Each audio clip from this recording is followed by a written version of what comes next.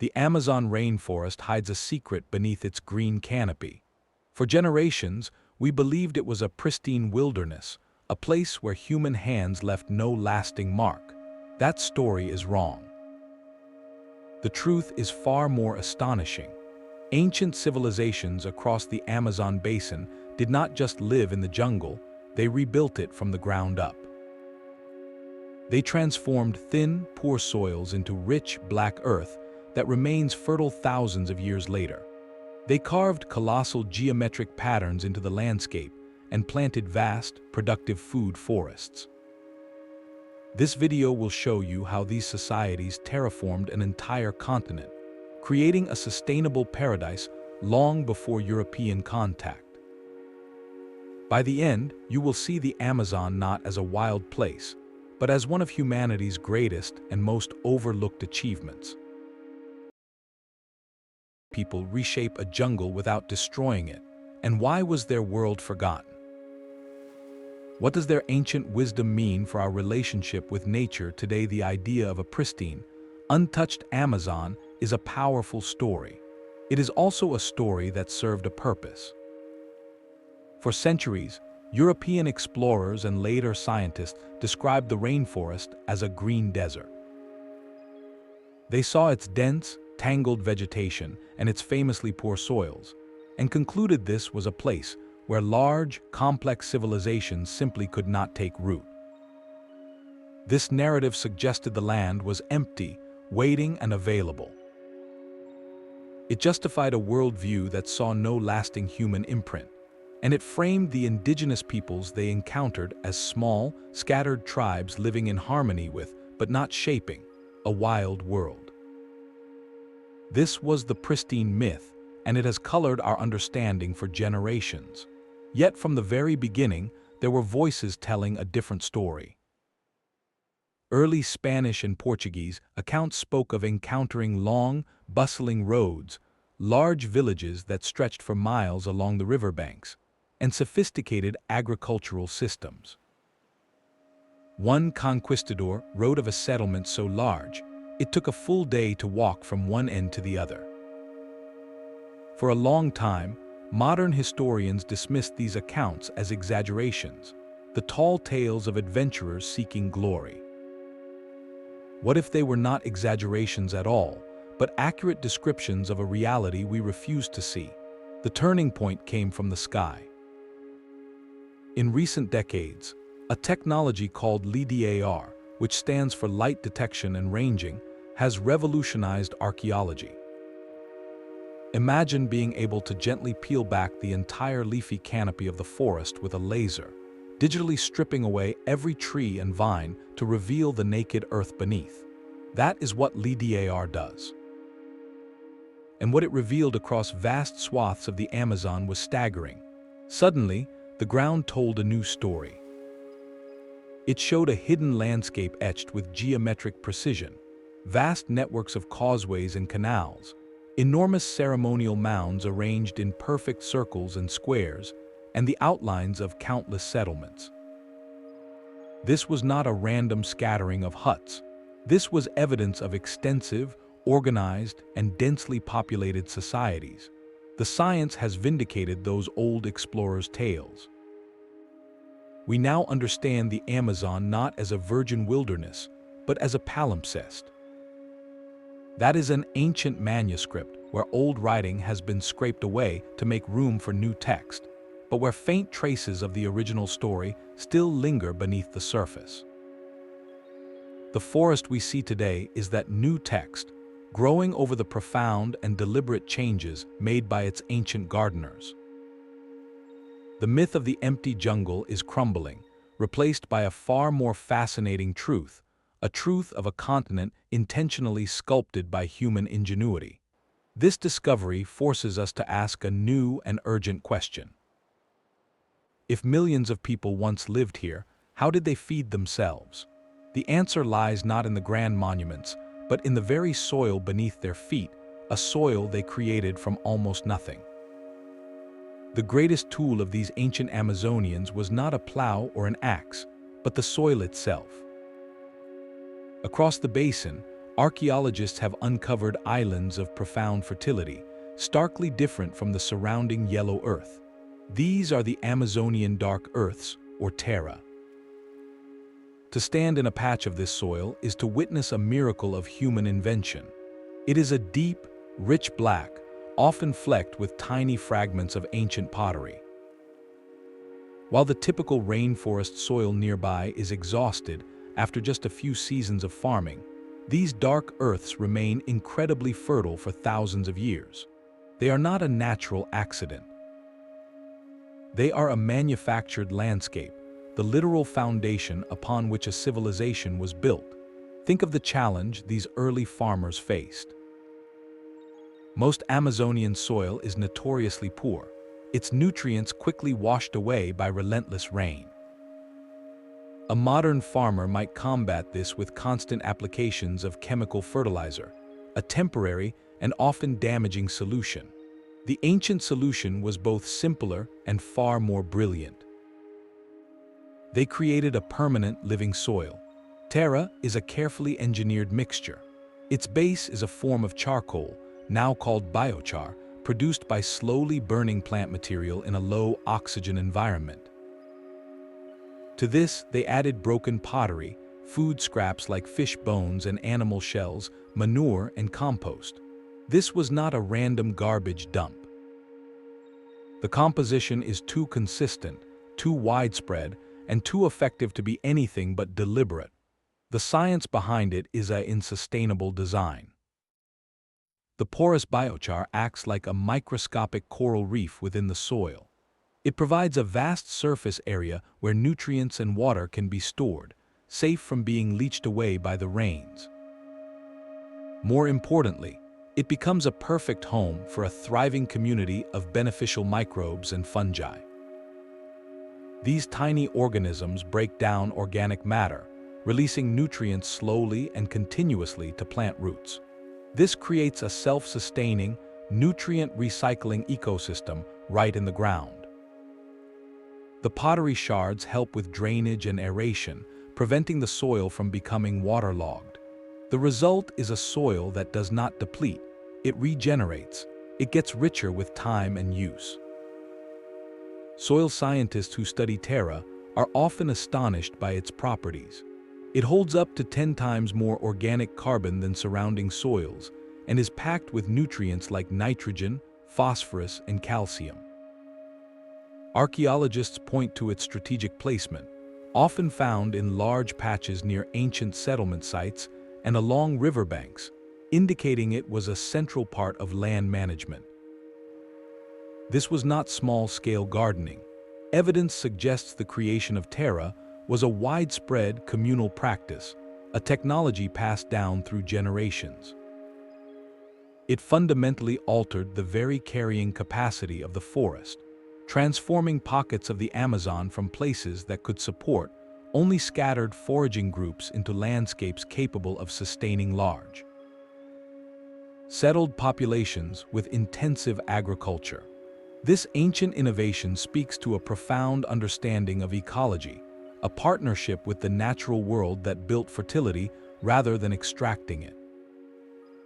They did not just take from the land, they fed it, crafting a living resource that would nourish their descendants long into the future. But feeding a civilization requires more than fertile soil. It requires a reliable and diverse food supply. And here, the ancient Amazonians performed another act of botanical wizardry, one that reshaped the very fabric of the jungle itself. While the dark earths fed the people, another layer of their world was being etched into the very skin of the continent. From the forest floor, the view is one of overwhelming chaos, a wall of green in every direction. But lift your perspective, peel back the canopy with technology or imagination, and a breathtaking order reveals itself. Scattered across the Amazon basin are monumental earthworks of staggering scale and precision, geometric landscapes that transform the jungle into a vast, intentional design. In the western Brazilian state of Acre, the rainforest floor holds a secret art gallery, visible only from the air. These are the enormous geometric shapes carved into the earth. We are not talking about simple circles or mounds. These are perfect squares, concentric circles, octagons, and complex figures with connecting avenues, some spanning over 300 meters across. They were created by digging trenches up to 11 meters wide and 4 meters deep, piling the excavated earth into embankments along their edges. The sheer labor involved is almost incomprehensible. To create just one of these figures required moving thousands of tons of earth, all without metal tools, wheels, or draft animals. And there are not just a few. Over 500 of these have been identified, and researchers believe thousands more may remain hidden. They were not towns or fortresses in the traditional sense. Few artifacts are found inside them. Instead, they seem to have been ceremonial centers, places of gathering, ritual, and astronomical observation. Their perfect forms speak of a society with advanced knowledge of geometry, collective labor organization, and a shared vision powerful enough to reshape miles of terrain according to a sacred blueprint. Hundreds of miles to the southeast, in the flooded savannas of the Bolivian llanos mojos, a different kind of earthwork reveals a more practical genius. Here, ancient engineers constructed vast networks of causeways, canals, and raised agricultural fields. They built what archaeologists call ring-ditch settlements, villages surrounded by deep, circular moats with earthen banks. From above, these sites look like clusters of donuts scattered across the grasslands. But this was a highly functional landscape. The ditches and canals managed the dramatic seasonal floods, draining excess water to protect homes and crops, and then storing it for the dry season. The raised fields, built up from nutrient-rich muck, were incredibly productive gardens, immune to waterlogging. The causeways connected communities, allowing travel and trade even when the plains became a shallow sea. This was not just settlement, it was sophisticated hydroengineering on a regional scale. It turned a challenging, seasonally flooded environment into a breadbasket, supporting a dense and thriving population. What do these earthworks tell us? They force a complete reevaluation of what these societies could achieve. The and the hydraulic landscapes represent two sides of the same civilization, a culture that blended the spiritual and the practical seamlessly into their environment. The geometric precision points to specialized knowledge, likely held by a class of surveyors or astronomers who could translate complex designs across kilometers of forest. The scale of the earthworks implies a level of social organization and communal labor that rivals the pyramid builders of Egypt or the mound cultures of North America. This was not a collection of isolated villages, but a networked, coordinated society capable of projects that span generations. Perhaps most importantly, these were not separate from the forest or the farms. The often located on high ground may have served as central points within a managed, productive landscape. The ring-ditch settlements were integrated with their canals and fields into a single, living system. This suggests a worldview where the human domain was not a clearing in the wild, but an intrinsic, designed part of the ecosystem. They were not fighting the jungle, they were composing with it, using earth and water to write their presence across the land in lines both beautiful and profoundly useful. Yet, even these grand earthworks and fertile soils were only part of the story. The most enduring legacy of these civilizations may be the very forest that later hid them, for they were not just builders of soil and earth, they were the original architects of the jungle's bounty. The most profound transformation was not in the soil or the earthworks, but in the living fabric of the forest itself. While we see a wild tangle of trees, ancient eyes saw a garden. Across the Amazon, researchers are identifying what they call anthropogenic forests, islands of woodland that look natural, but are actually carefully curated collections of useful plants. This was not farming as we know it, with endless rows of a single crop. This was a practice called agroforestry, a form of gardening that mimicked the forest's own complexity to create a perpetual, sustainable food supply. The strategy was elegant. Instead of clearing land completely, they would selectively thin the jungle, removing unwanted trees while preserving a canopy of taller, valuable species. Into these open spaces, they would introduce a layered, multi-story garden. Tall, food-bearing trees like Brazil nut or palm formed the upper canopy. Beneath them grew smaller fruit trees like cocoa or cashew.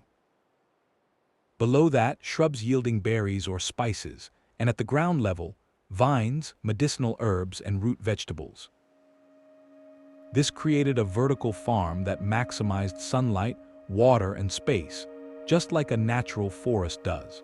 The evidence for this is written in the trees we see today. In certain regions, you can walk for miles through a forest that seems untouched, yet over half of the large trees are species prized by people. The Brazil nut tree, for instance, is notoriously difficult to cultivate in plantations. It relies on a specific orchid to pollinate it, and a large rodent called an agouti to crack its incredibly hard shell and disperse its seeds. This tree thrives only in a healthy, intact forest ecosystem. Yet, vast stands of Brazil nut trees are found near ancient settlement sites, a statistical improbability unless humans actively planted and protected them for generations. The same is true for palms like the and the peach palm, for cocoa, for rubber trees, and for dozens of fruit species. These are not random acts of nature, they are the legacy of deliberate cultivation. This system offered incredible resilience. Because it was so diverse, if one crop failed, dozens of others would still provide food, medicine, fiber, and construction materials. It produced harvests year-round, eliminating the boom and bust cycle of single-crop agriculture. And crucially, it maintained the forest structure, protecting the thin soils from erosion and preserving the habitat for the animals and pollinators the system itself depended on. This was a closed loop, a self-fertilizing, self-watering, self-perpetuating garden that required maintenance, not constant replanting. The forest we often call virgin is, in many places, an heirloom orchard, still bearing fruit from seeds planted 1,000 years ago. This ancient approach stands in stark contrast to the modern pattern of clear-cutting for cattle pasture or soy monoculture, which strips the land bare and exhausts its fertility in a handful of seasons. The old way asked, how can we live within this system and enhance it? The new way too often asks, how can we remove the system to make room for ours?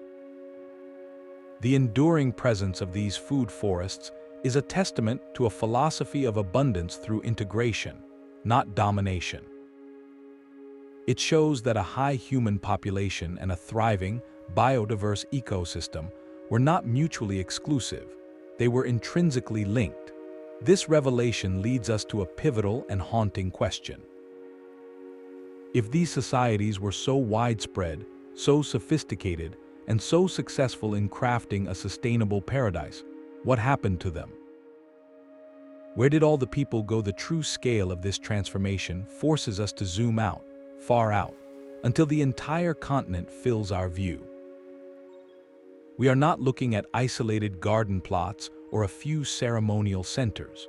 We are witnessing the fingerprints of human influence across an area the size of Europe.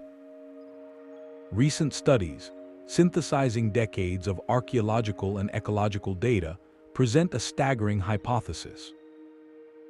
Over 10% of the entire Amazon rainforest, an area larger than France and Germany combined, shows clear signs of having been shaped by human hands. This was not a single culture or a unified empire, but a continent-wide phenomenon, a shared project of ecological engineering that unfolded over. Imagine a map of the Amazon basin, from the muddy mouth of the great river on the Atlantic coast, all the way west to the steep foothills of the Andes Mountains. Across this vast canvas, different societies applied the principles of terraforming in ways uniquely suited to their local environments, creating a breathtaking mosaic of human ingenuity. In the seasonally flooded savannas of Bolivia, as we saw, they built hydraulic landscapes of canals and raised fields.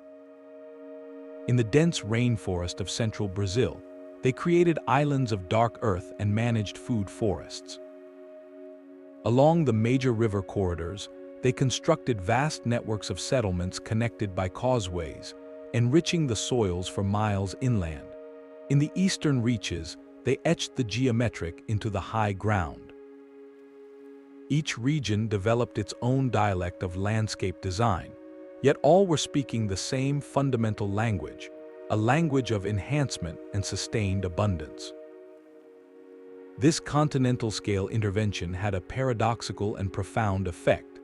Far from reducing the jungle's richness, human management often increased it, a concept scientists call anthropogenic enrichment. By selectively planting, protecting, and dispersing hundreds of useful species, these ancient gardeners actively boosted the biodiversity of their surroundings. They created what researchers describe as hyperdominant patches, where certain prized trees like the Brazil nut or the cocoa are found in concentrations far higher than natural chance would allow. They were not simplifying the ecosystem, they were carefully curating it, adding layers of economic and nutritional value to the existing wild tapestry. The forest became a living pantry, a pharmacy, and a hardware store, all woven seamlessly together. The cumulative outcome was a managed mosaic, a patchwork of dark earth gardens, curated orchards, ceremonial earthworks, and hydraulic systems, all set within a matrix of less intensively managed forest. This mosaic landscape was the key to supporting large, sedentary populations. It provided a stable, diverse, and year-round food supply without requiring the endless expansion of farmland. A community could harvest fruit from their garden forest, tend their crops on rich terra, fish from managed ponds, and gather resources from the surrounding woodland, all within a sustainable radius. This was a system designed for permanence. When we grasp this scale, the old questions dissolve and new, more humbling ones take their place. This was not a civilization hiding in the jungle. It was a civilization that was the jungle, having rewritten its very rules to foster both human society and natural abundance on a continental scale. They did not live lightly on the land, they partnered with it profoundly, and the land still bears the generous shape of that partnership today. Yet this revelation about their staggering success makes the next chapter of their story even more poignant and mysterious. For this vast, thriving, engineered world would soon face a force it had never designed for, an invisible wave that would sweep across the continent long before any European ever set foot in a village. But to truly grasp their genius, we must follow the water. In a land defined by its rivers and relentless rains, water was not just a resource. It was the central character in the story, a force of both creation and chaos. The ancient Amazonians did not merely adapt to this watery world. They learned to conduct it, building landscapes that turned the seasonal deluge into a source of life, mobility, and abundance. Nowhere is this hydraulic mastery clearer than in the vast, shimmering wetlands of the Llanos Mojos in Bolivia. For half the year, this region is a dry, cracked savanna. Then the rains come, and it transforms into an immense, shallow inland sea hundreds of miles across. To a modern eye, this might seem like an impossible place to build a civilization. To the ancient engineers who lived there, It was a canvas of extraordinary potential. Their solution was a landscape of elegant geometry and profound utility. They constructed vast networks of canals, some running straight as arrows for miles, others forming intricate grids. These were not just ditches, they were a calibrated system. During the floods, the canals acted like arteries, strategically draining excess water from specific areas to create dry islands for villages and fields. In the dry season, they became reservoirs, holding precious water long after the plains had baked dry. But the canals served a dual purpose. They were also highways. In a land where walking was impossible for months each year, these waterways became bustling avenues for travel and trade. People moved by canoe, transporting goods, visiting neighboring communities, and maintaining social bonds across the watery expanse. The water itself was managed with equal ingenuity. Alongside the canals, they built raised causeways, earthen roads built up above the flood line. These causeways connected settlements, ceremonial mounds, and resource areas, forming a terrestrial network that remained functional year-round. From the air, the pattern is breathtaking, a vast, wet circuit board of canals and causeways etching order into the seasonal chaos. Yet the engineering went even further, beneath the surface. In the river systems of the headwaters and elsewhere, archaeologists find evidence of sophisticated fish management.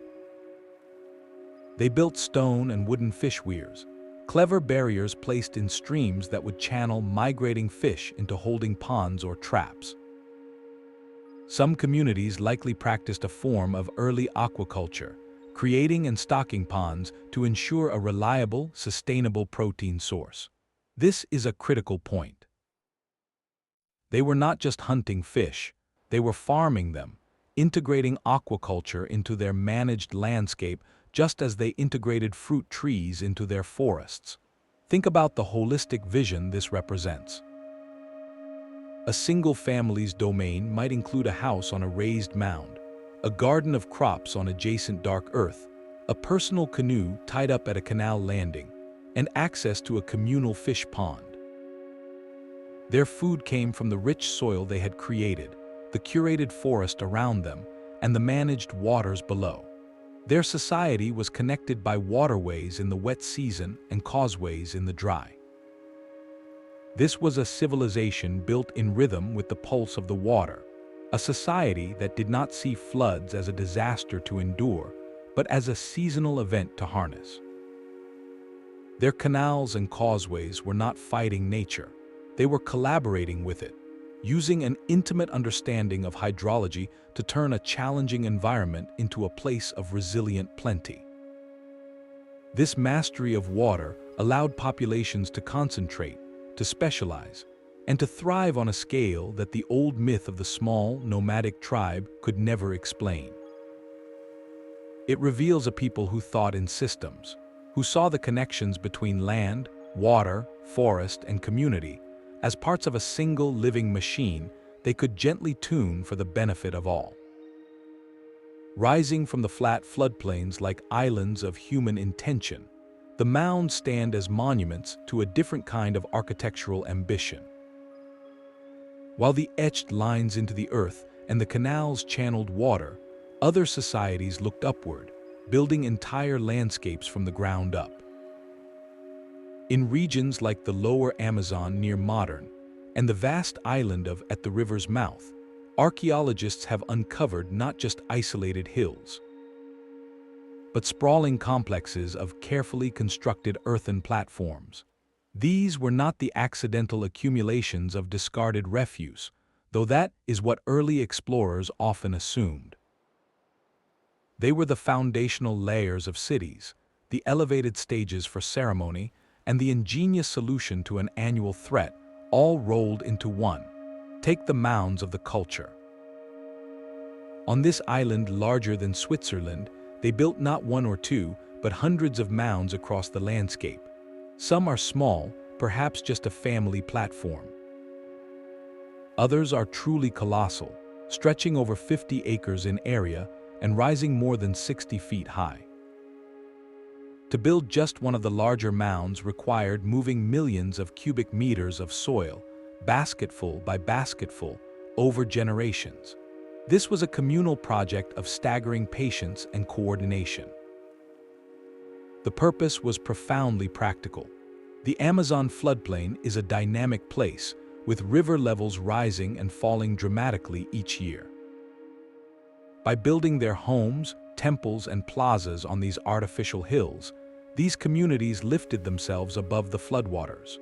They guaranteed dry land, safety, and a permanent address in a world of liquid seasons. But these mounds were far more than just high-ground real estate. They were central nodes in a meticulously managed environment. A large mound complex was often surrounded by a halo of smaller mounds, interconnected by causeways and situated near canals and enriched agricultural soils. This created a settled, integrated landscape where residence, ceremony, transportation, and farming were all part of a single, planned system. The mounds themselves were engineered with purpose. Archaeologists find that they were often built in distinct stages, with layers of different soils, clays for a stable base, sands for drainage, and rich, dark organic soils on top for gardening. This intentional layering created distinct microenvironments. The well-drained summit might hold elite residences or a temple, while the slopes, with their carefully selected soils, could be used for growing special crops or medicinal plants that required specific conditions. This transforms our understanding of a simple mound. It was not a pile of dirt, it was a layered, living structure. It functioned as a climate-controlled platform, a sacred geography, and an agricultural experiment station all at once. The act of building it literally sculpted new ecological niches into existence. Different sides of the mound, with varying exposure to sun and wind, would support different plant communities. The elevated position altered local drainage patterns and even microclimates. In essence, these societies were not just building homes. They were designing and constructing entire ecosystems from the soil upward, tailoring the land to meet a sophisticated array of human needs. This represents the apex of terraforming thinking, where every basket of earth moved was a deliberate stroke in painting a more habitable, more productive, and more meaningful world. Yet, for all their permanence and grandeur, these earthen cities and their continental network of gardens and canals were not destined to last forever. They would soon face a collapse from an invisible direction, one that no mound, however high, could possibly defend against. The earthworks and gardens were far more than feats of engineering. They were a sacred language, a physical expression of a worldview where humanity was a conscious participant in a living, spiritual landscape. When an ancient surveyor laid out a perfect square 1,000 feet across, or when a community chose to plant a grove of Brazil nut trees, they were not just solving a practical problem. They were engaging in a profound dialogue with the cosmos and the spirits of the place. The staggering geometric, those colossal circles and avenues etched into the earth of acre, likely served as more than gathering spaces. Researchers studying their alignments suggest they might have functioned as celestial calendars, their shapes mirroring constellations important to their mythology or representing mythological beings from their stories. Walking the perimeter of one of these figures during a solstice sunrise would have been a ritual act, literally walking the path of the sun, or tracing the form of an ancestral spirit on the ground. This transforms the landscape from a simple habitat into a mythic map, where every hill, trench, and alignment told a story and connected the people to the cycles of the sky. Similarly, the cultivation of the forest was imbued with ritual significance. A tree like the Brazil nut was not merely a source of food. Its incredible height, its hard protective shell, and its reliance on a specific bee for pollination made it a symbol of resilience, interdependence, and sacred generosity. To plant and protect such a tree was an act of faith and reciprocity, a pact with the forest itself.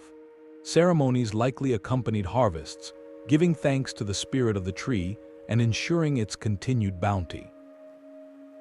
This spiritual framework provided the essential guidance for sustainability. A culture that believes a river has a spirit, or that the forest is inhabited by guardians, approaches resource use with a sense of reverence and restraint. The rule becomes not take as much as you can, but take only what you need and give back in return. This ethic is woven into the very design of their terraforming. The creation of Terra, for instance, was an act of giving back to the soil mother, feeding her with charcoal and offerings so she would continue to feed the people.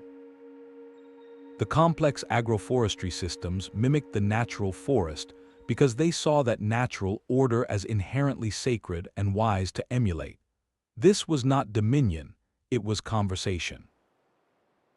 By reshaping their world, they were not proclaiming ownership over it.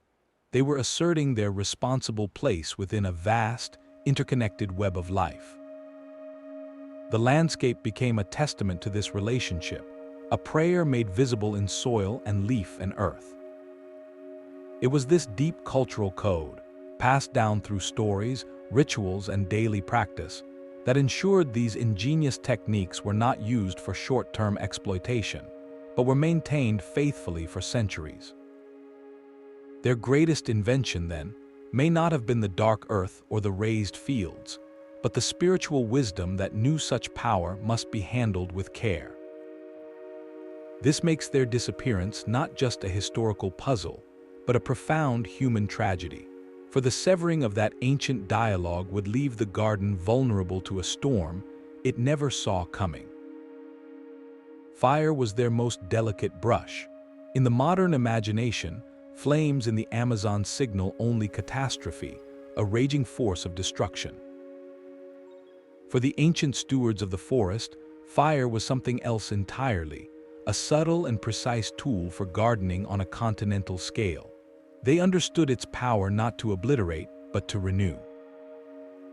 Across the basin, paleoecologists have been reading a surprising history written not in stone or pottery, but in layers of mud at the bottom of ancient lakes. By extracting deep cores of sediment, scientists can analyze pollen, plant fossils, and microscopic particles of charcoal, building a year-by-year diary of the forest's past. What these diaries reveal is a consistent, long pattern of human presence, marked not by the absence of fire, but by its careful, rhythmic application. The charcoal layers tell a story of frequent, low-intensity burns. These were not the roaring, crown-consuming infernos we see today. They were gentle, controlled fires, set during the drier parts of the year to clear away dense underbrush, to manage insect pests, and to recycle nutrients locked up in dead plant matter back into the soil. Think of it as a form of ecological pruning. By selectively opening up the forest floor, these fires allowed sunlight to reach the ground, encouraging the growth of sun-loving plants, many of which were valuable food sources, medicinal herbs, or materials for weaving and building. This practice created a dynamic, shifting mosaic within the jungle. Some areas would be recently burned and open, others in various stages of regrowth, and still others left as mature, closed canopy forest. This intentional diversity of habitats, what some researchers now call, actually boosted the overall biodiversity of the region. Different plants and animals thrive in different conditions. The open, sunny clearings attracted grazing animals and birds that fed on new growth. The edges between clearings and forest, known as ecotones, are famously rich zones where species from both habitats mingle, creating hotspots of life. By maintaining this patchwork, the ancient Amazonians were not simplifying the ecosystem. They were it, engineering a landscape that maximized the variety and abundance of useful resources. This nuanced use of fire had another profound effect. It actively promoted the very trees they depended on. Many of the most prized species in their food forests, like certain palms and Brazil nut trees, are more resilient to light, low-heat fires than their competitors. Regular, gentle burning would clear out the vines and fast-growing saplings that could choke these giants, giving them space and light to thrive. The fire was a weeding tool on a grand scale, a way to tilt the botanical competition in favor of their cultivated allies. This ancient practice stands in stark contrast to the fire regimes we see today. Modern deforestation fires are catastrophic, burning hot and deep, destroying seed banks in the soil and killing even the largest, most fire-resistant trees. The ancient burns were cultural, cool and fast, a quick sweep that cleaned the forest floor without damaging the canopy. They were an integral thread in the fabric of sustainable management, a demonstration of a deep ecological wisdom that viewed fire not as an enemy, but as a partner in the eternal cycle of growth and renewal. This mastery over flame was the final, dynamic element in their terraforming toolkit, a way to keep their vast, living garden productive and healthy for generation after generation. Yet this intricate, balanced world, built over thousands of years, would prove heartbreakingly fragile in the face of a single, unforeseen arrival. The forest's bounty was not a lucky accident of nature, but a curated collection. Beyond the grand food forests, ancient Amazonians engaged in a sophisticated dance of botany, transforming wild plants into reliable staples through selective breeding and ingenious processing. They were not just gatherers, they were active shapers of plant life, domesticating species that would become cornerstones of diets across the tropics. Take manioc, also known as cassava. This starchy root is a powerhouse of calories, but in its natural state, it contains toxic levels of cyanide. To make it edible required a complex step process of peeling, soaking, fermenting, and cooking, knowledge that had to be discovered, perfected, and passed down through generations.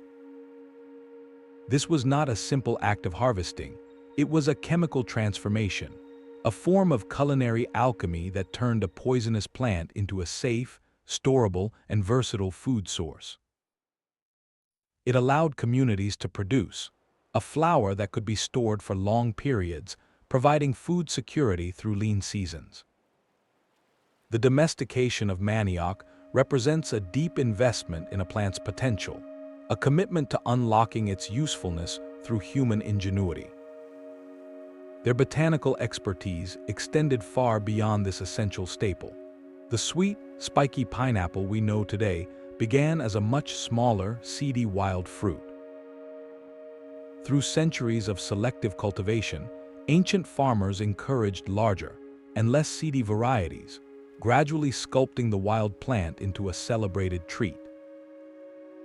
The same is true for chili peppers, which were bred for varying levels of heat and flavor, and for countless varieties of beans and squash.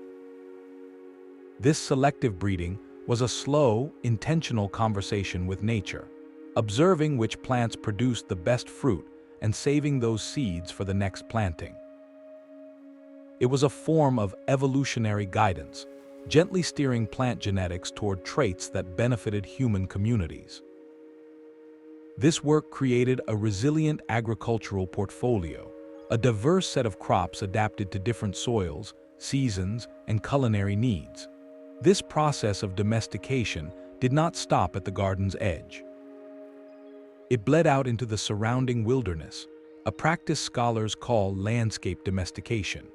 This is where the line between a cultivated field and a wild forest truly dissolves. Ancient peoples did not merely plant orchards, they subtly reshaped entire ecosystems by encouraging desirable species and discouraging others. They would spare valuable fruit or nut trees when clearing land, transplant useful seedlings to new areas, and actively manage the forest through controlled burns to favor the growth of plants they preferred. Over centuries, this constant, low-intensity stewardship altered the very composition of the forest. Areas that appear untouched to an untrained eye are often enriched with concentrations of palms, fruit trees, and medicinal plants that would not be there without that long-term human encouragement. The landscape itself became a kind of garden, a semi-domesticated space where useful resources were woven into the fabric of the wild. This was a middle ground between foraging and farming, a symbiotic relationship where human activity increased the abundance of certain species without the need for fences, plows, or monoculture. It created a gradient of management, from the intensely cultivated dark earth gardens to the curated food forests to the gently influenced surrounding woodlands. This holistic approach meant there was no stark boundary between civilization and wilderness. The human touch was simply a part of the ecological system, a force that nurtured as much as it harvested. In this light, the arrival of European crops like wheat or sugarcane was not an introduction of agriculture to a wild land, but an interruption of a far older, more complex, and deeply integrated botanical partnership that had been flourishing for. The scale of their achievement demands a question of its own. Who were the architects? Moving millions of cubic meters of soil to build a single mound, coordinating the creation of a geometric earthwork visible only from the sky, or maintaining a food forest across generations. These are not acts of scattered families working alone. They are the products of complex social machinery, a society organized for grand, collective purpose. The silent earthworks and settlement patterns left behind are our only clues to the political world that built them, and they suggest a fascinating blend of hierarchy and communal agreement. Consider the of acre. To carve a perfect square over 1,000 feet wide into the earth required a vision held in a single mind, or a small council of minds, and the ability to communicate that precise design to hundreds of laborers. The work itself implies specialization. There were likely surveyors who understood geometry and astronomy to lay out the lines, foremen to organize the teams digging the trenches and piling the banks, and to manage food and water for the workers. This level of coordination points to some form of centralized authority, perhaps a chief or a priestly class with the power to mobilize labor for projects that served a communal, often spiritual, good. The mounds tell a similar story of concentrated effort, where the largest platforms likely served as the foundations for elite residences or temples, suggesting a society with clear social stratification. Yet the evidence also whispers of a more fluid, networked model, especially when we look at the broader landscape. Across the Amazon, we do not find evidence of immense, densely packed cities like those of the Maya or the Inca. Instead, we find a constellation of smaller to medium-sized settlements, often connected by those long, straight causeways and canals. This pattern suggests a different kind of power, one based on connection and alliance rather than top-down control from a single capital. Imagine a series of village communities, each with its own local leader, linked together in a regional network. They might share a common culture, a common set of rituals centered on the mounds, and a common body of ecological knowledge about creating dark earth or managing forests. Labor for large projects could have been organized through a system of reciprocal obligation, where communities took turns hosting work parties, contributing to a neighbor's earthwork in exchange for future help on their own. This creates a social fabric woven through shared labor and shared belief, a decentralized cooperation that could achieve monumental results without a single, all-powerful king. The sharing of the terraforming technology itself is a key clue. The knowledge of how to make terra, or how to design a raised field system, spread across thousands of miles and was adapted to countless local environments.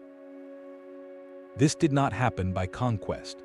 It happened through the slow diffusion of a good idea, likely passed along trade routes, through marriage alliances, and during ceremonial gatherings at those central earthworks. This points to a society where specialized knowledge of soils, of plants, of hydrology was held in esteem and shared for mutual benefit. The social organization that emerges is neither a strict hierarchy nor a simple egalitarian tribe. It was likely something in between, what anthropologists sometimes call a chiefdom or a complex society. It had leaders with influence, perhaps even inherited status, but their power was probably based on their ability to organize, to mediate, and to fulfill spiritual and practical roles for their people. Their greatest mandate may have been stewardship, the long-term planning required to maintain the gardens and canals that fed everyone. This was a social contract written not on paper, but in the fertile soil and the abundant forest, a contract that demanded cooperation across generations to keep the engineered paradise thriving. It was this profound social cohesion, this ability to plan for a century rather than just a season, that made the terraforming of a continent possible. And it makes what happened next all the more devastating, for the force that arrived would attack not their walls, but the very bonds of this social and biological world. The true heart of this civilization was not hidden in remote clearings, but woven directly into the landscape itself. When we think of ancient cities, our minds leap to stone pyramids, sprawling plazas, and dense clusters of buildings. In the Amazon, urban life took a form so seamlessly integrated with nature that for centuries, we walked right over it without seeing a city at all. Recent discoveries are finally revealing these lost metropolises, not as concrete jungles, but as vast, living garden cities. In the foothills of the Andes in Ecuador's valley, archaeologists using LiDAR uncovered a site that rewrote textbooks.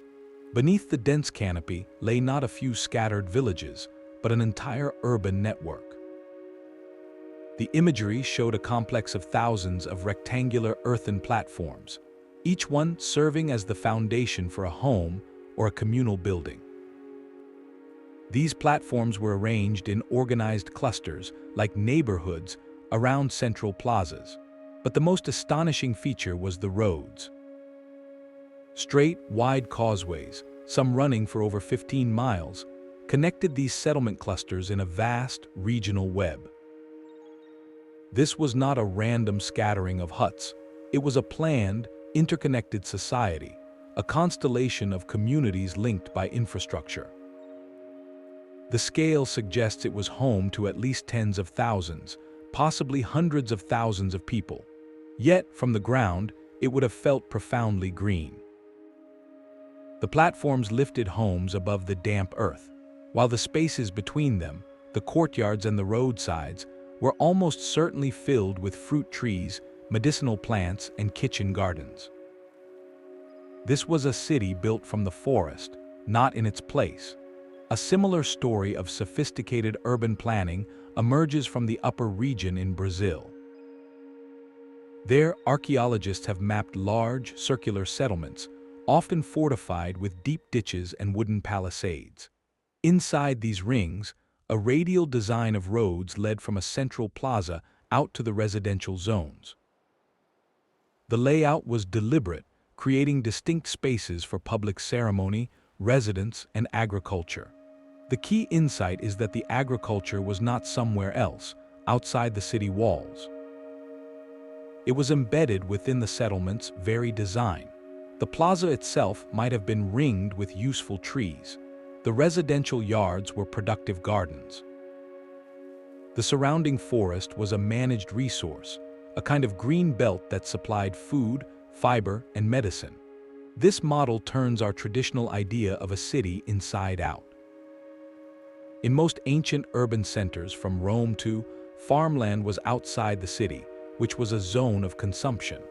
Food was brought in from the countryside. In the Amazonian garden city, the countryside was brought inside. The settlement was a productive landscape, a place that generated its own sustenance. This integration solved multiple problems at once. It provided shade and cooling in a tropical climate. It offered immediate access to fresh food. It maintained biodiversity right where people lived.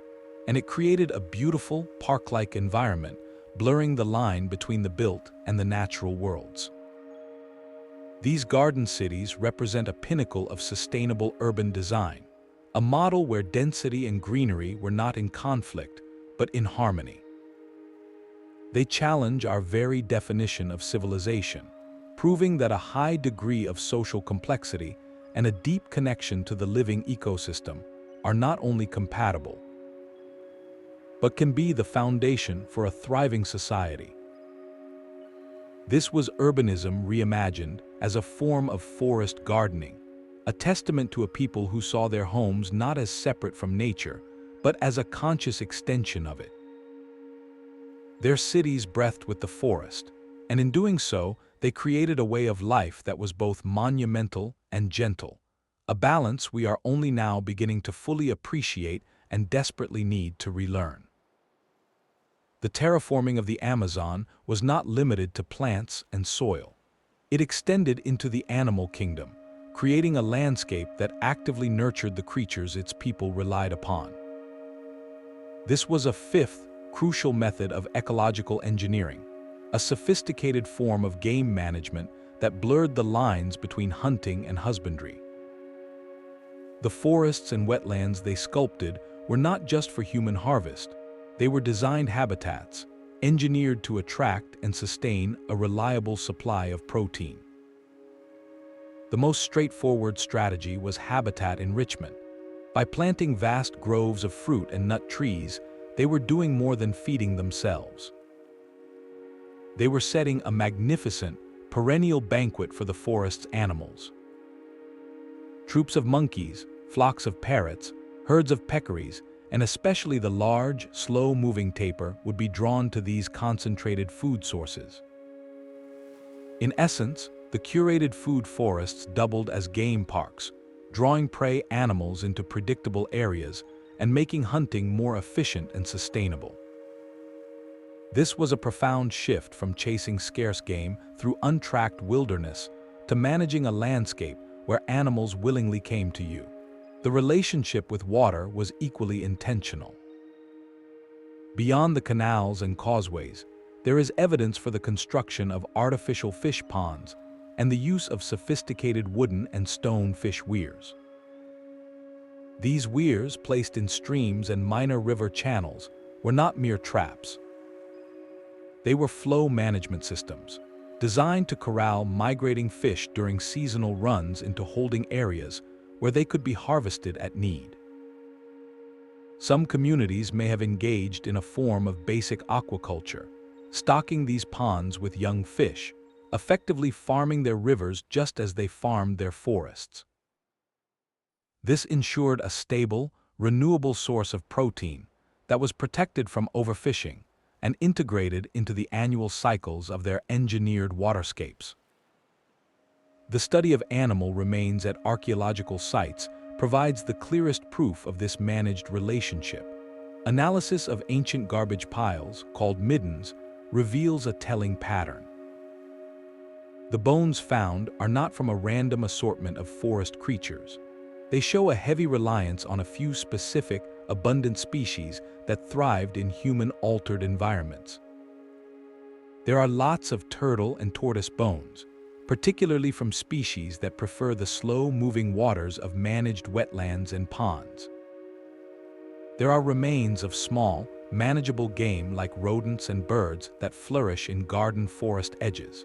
And there is a notable abundance of fish species that would have been easily captured by weirs. This is not the bone record of desperate hunters taking whatever they can find. It is the signature of a community dining from a larder they themselves had helped stock. It points to a proactive, ecological approach to securing food. They were not passive consumers of wild nature. They were active stewards of animal populations, shaping the environment to encourage the species they preferred, and in doing so, creating a more secure and predictable life. This holistic vision meant that protein was not a scarce luxury hunted at great effort, but another thread woven into the fabric of their daily sustenance, harvested from the gardens, forests, and waters they had so carefully designed to give back.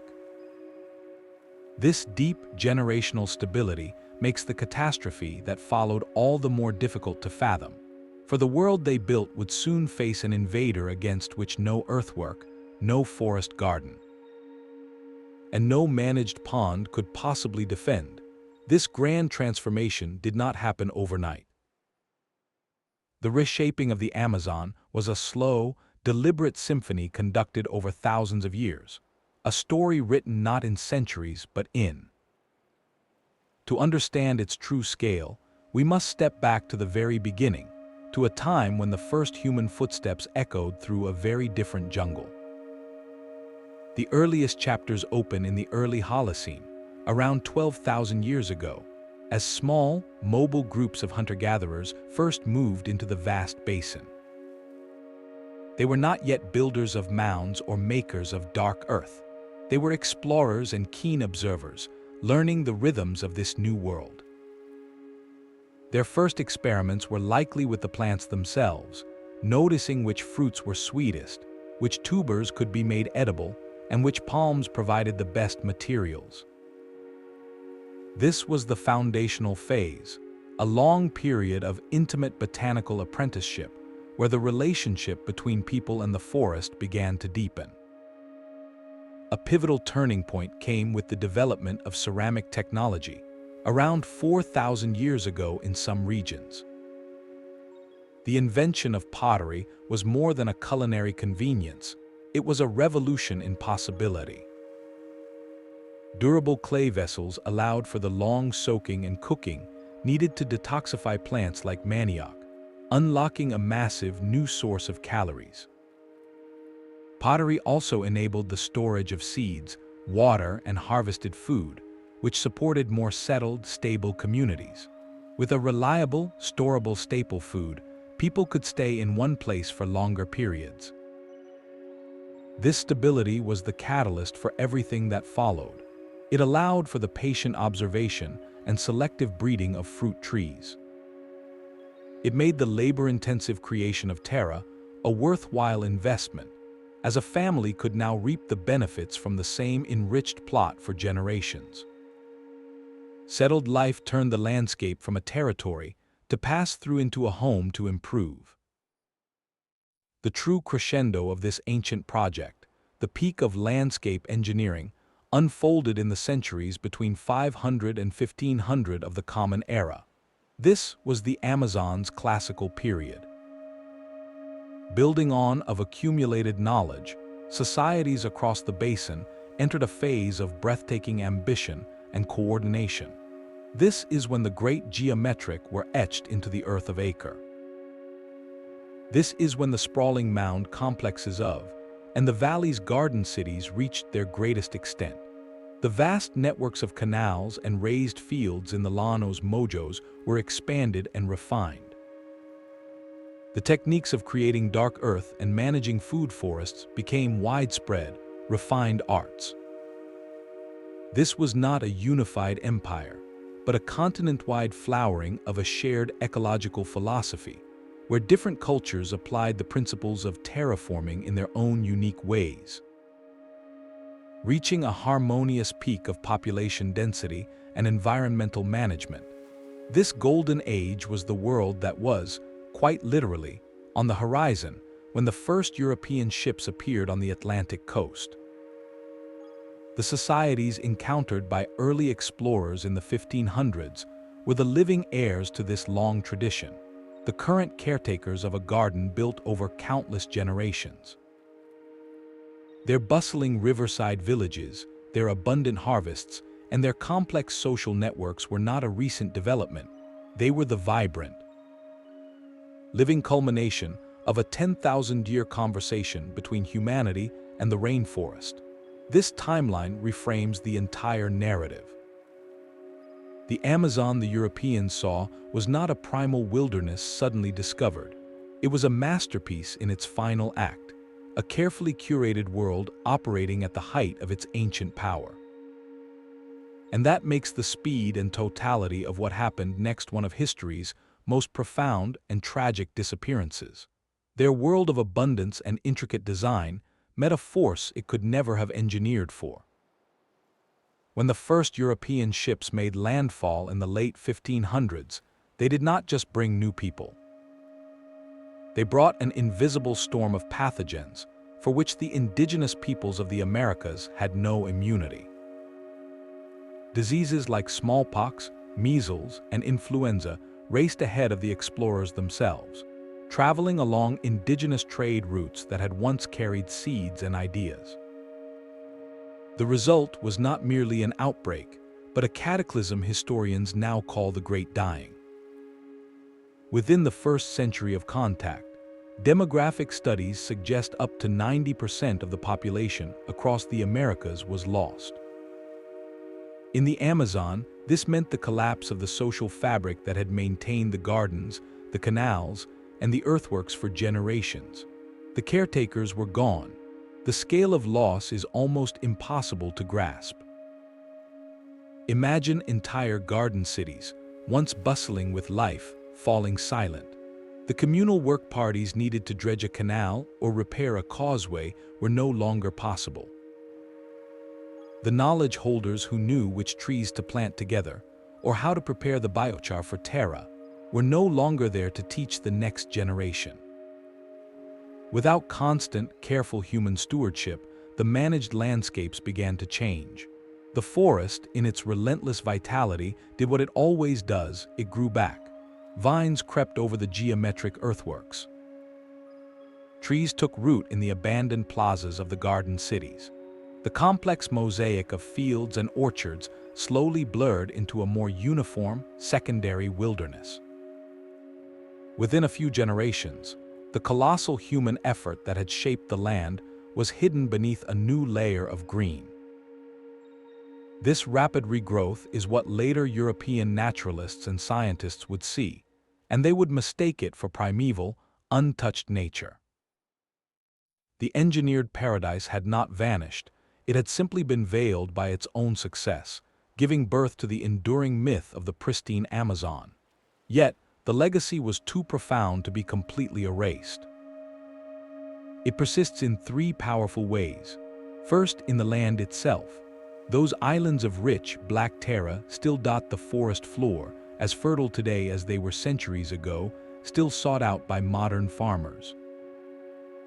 The geometric earthworks, though overgrown, still hold their shape, waiting for LiDAR to reveal their secrets. And the food forests remain, those hyperdominant stands of Brazil nut and fruit palms that continue to feed people and animals, living monuments to ancient botanical curation. Second, the legacy endured in knowledge. While many societies were tragically lost, many indigenous communities survived this period of immense hardship. They are the direct descendants of the original, and they carried forward crucial fragments of the old wisdom, the understanding of plants, soils, and ecological relationships. This resilient knowledge is now recognized as vital to modern conservation and sustainable agriculture. Finally, the legacy endures in the challenge it presents to us. The story of the ancient Amazon shatters the old dichotomy between humanity and wilderness. It proves that high human populations and breathtaking biodiversity can not only coexist, but can be mutually reinforcing. It offers a vision of a civilization that measured its wealth not in gold or monuments, but in the health and abundance of the living world it was part of. Their collapse is a tragedy, but their example is a gift, a blueprint for a different kind of future written in the very soil and trees of the jungle they called home. For centuries, the jungle kept its greatest secret hidden beneath a living green veil. Explorers and scientists could only see what the canopy allowed, walking over monumental earthworks without ever knowing they were there. The true scale of this lost world remained a matter of fragments and speculation, until a technological eye opened in the sky. The breakthrough came from a tool called LiDAR, which stands for light detection and ranging. Imagine a plane flying over the endless forest, firing millions of invisible laser pulses toward the ground every second. Each pulse is a tiny photon racing down through gaps in the leaves, hitting the ground, a branch, or an ancient wall, and bouncing back to a sensor on the aircraft. By measuring the time it takes for each pulse to return, a computer can build a staggeringly precise three-dimensional map of everything below, digitally stripping away every single tree and vine. What remains is the naked skin of the Earth, revealing every human-made contour hidden for 500 years.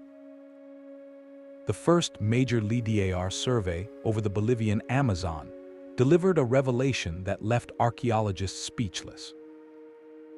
Where maps showed only unbroken rainforest, the lasers revealed the ghostly outlines of an entire civilization.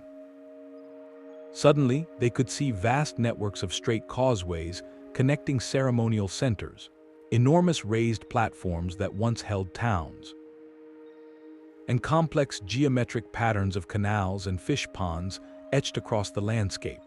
It was like switching on a light in a dark room, instantly illuminating a lost city that had been sitting there all along. This was not just finding a few new mounds. It was seeing an entire organized society, a planned landscape of staggering scale that traditional archaeology could never have uncovered from the ground.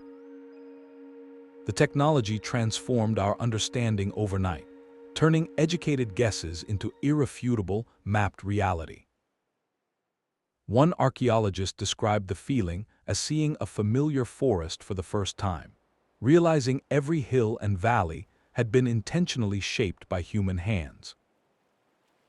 LiDAR surveys across the basin have since painted a similar picture from Colombia to Brazil, revealing that these engineered landscapes were the rule, not the exception. This tool did more than just find ruins, it a civilization.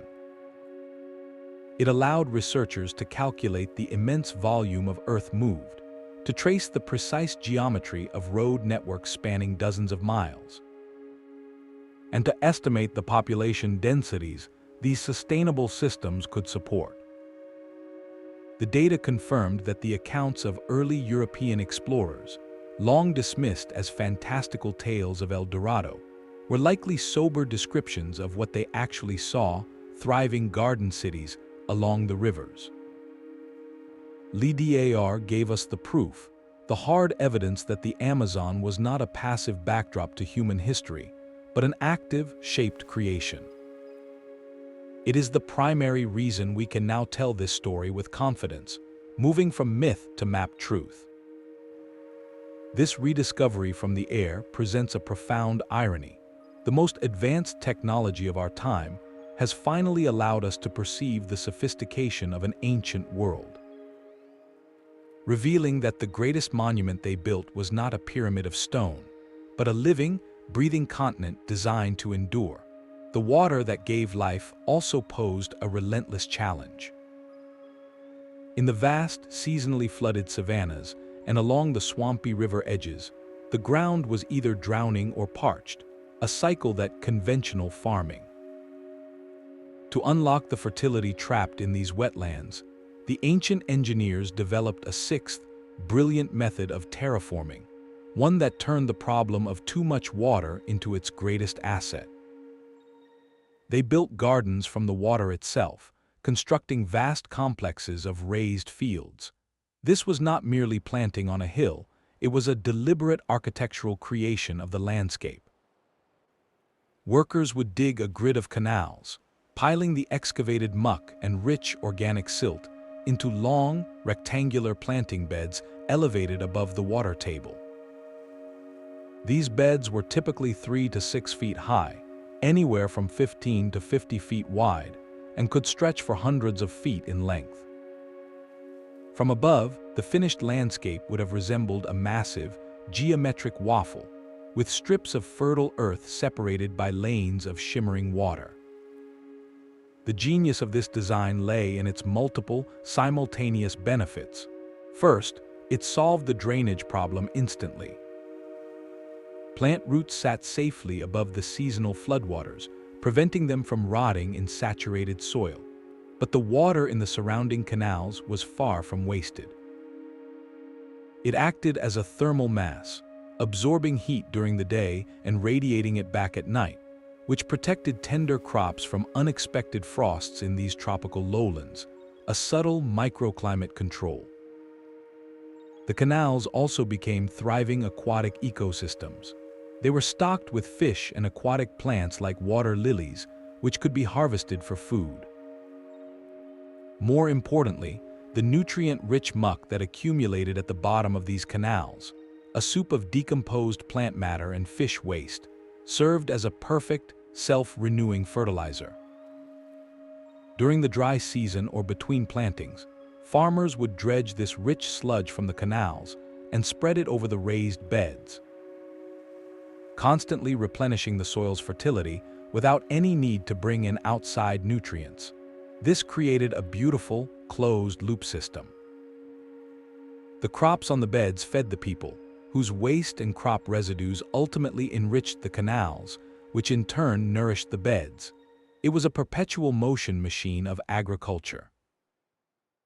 The scale at places like the Llanos Mojos is what truly stuns the modern mind.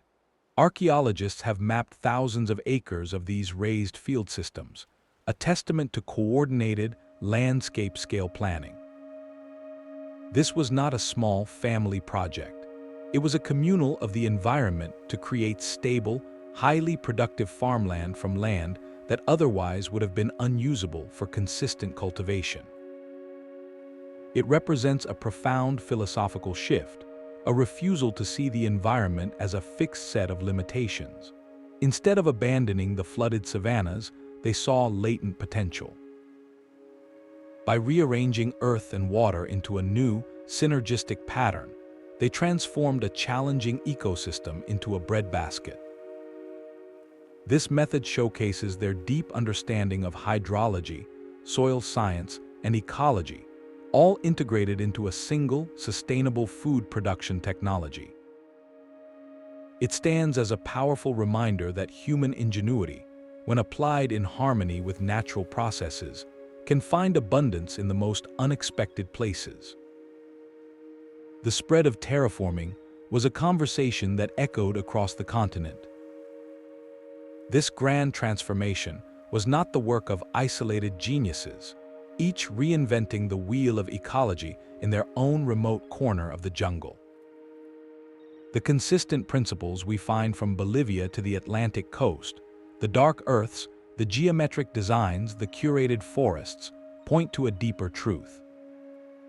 Ancient Amazonia was a connected world, linked by a vibrant network of exchange that moved far more than just material goods. It was a highway for ideas, where the most powerful innovation was the knowledge of how to live well within the forest. Think of the Amazon basin not as a barrier, but as a web. Its great rivers were not walls, but the original superhighways. Canoes laden with goods, and people traveled these liquid roads for thousands of miles. Archaeologists find evidence of this connectivity in the movement of objects. Distinctive styles of pottery appear hundreds of miles from where they were made. Brilliantly colored macaw feathers from the western foothills show up in burial sites near the river's mouth. Blocks of salt, a precious commodity, were traded from specialized production centers. But the most significant cargo was intangible. A trader paddling upriver might bring a new story, a new song, or a new technique for building a raised field. A family moving to a new area would bring the seeds of their favorite fruit trees and the knowledge of how to prepare the soil to receive them. This is how the recipe for Terra likely spread, not as a written formula, but as a practiced tradition, demonstrated and shared at seasonal gatherings or inter-village festivals. The botanical evidence is particularly telling. Researchers studying plant remains at ancient sites often find species that are not native to that local area. The presence of cacao, or certain types of chili peppers, in regions far from their wild origins tells a clear story of human-assisted migration. Someone at some point valued that plant enough to carry its seeds on a long journey and successfully introduce it to a new garden forest. This was a deliberate sharing of genetic wealth. A community mastering fish weirs in the flooded savanna could share that hydraulic principle with visitors from a region with only small streams, inspiring new adaptations. The concept of the geometric earthwork, though expressed in unique local forms, reflects a shared symbolic language and a common understanding of large-scale collective labor. This network of knowledge created a powerful synergy. A breakthrough in one area could be adapted and improved upon 1,000 miles away, accelerating the pace of ecological innovation across the entire basin. It meant that a young person growing up in a mound-building society near the coast could, in principle, learn techniques developed in a garden city in the foothills of the Andes. This connectivity is what allowed terraforming to become a continent-wide project. It was a slow, organic internet of ecological wisdom, where the best ideas for sustaining life had a way of traveling and taking root. This shared intellectual foundation suggests a profound unity of purpose across diverse cultures, a collective project to not just inhabit the Amazon, but to partner with it on a grand scale. The silence that followed the Great Dying was not just a loss of people, but a catastrophic severing of these ancient lines of communication, a fading of the signal on that vast, green network. The collision in the Amazon was a clash of two different dreams. When European explorers and colonists first arrived, they carried with them a deeply ingrained vision of land as property, a resource to be measured, claimed, and transformed. Theirs was a worldview forged in the traditions of European agriculture and monarchy, where wilderness was something to be tamed, cleared, and made productive in a very specific way, with fenced fields, grazing livestock, and single-crop plantations. They came looking for gold and spices, tangible wealth that could be extracted, loaded onto ships, and counted. To them, the dense, towering forest was not a garden. It was an obstacle, a green wall hiding the treasures they believed were rightfully theirs.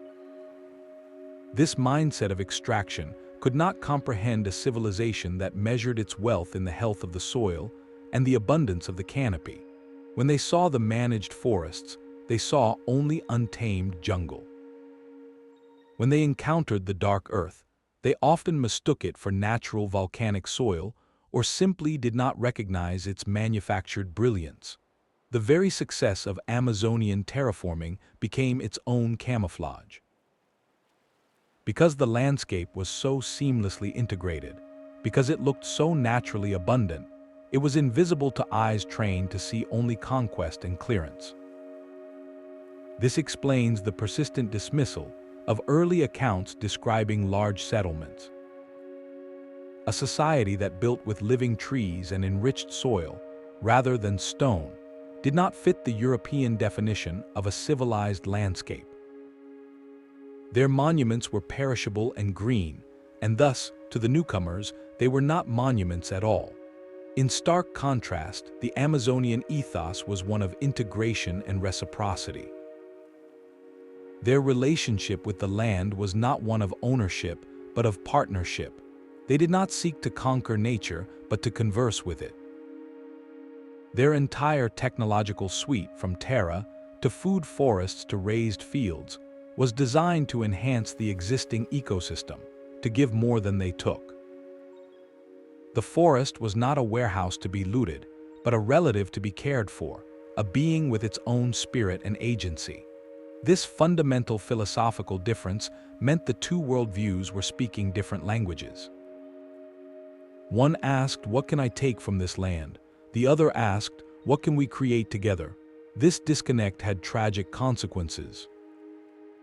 The European extraction model, when applied to the Amazon, saw the complex food forests as timber to be cleared, the rich dark earth as a curious anomaly, and the intricate humanized landscape as empty territory ripe for the taking.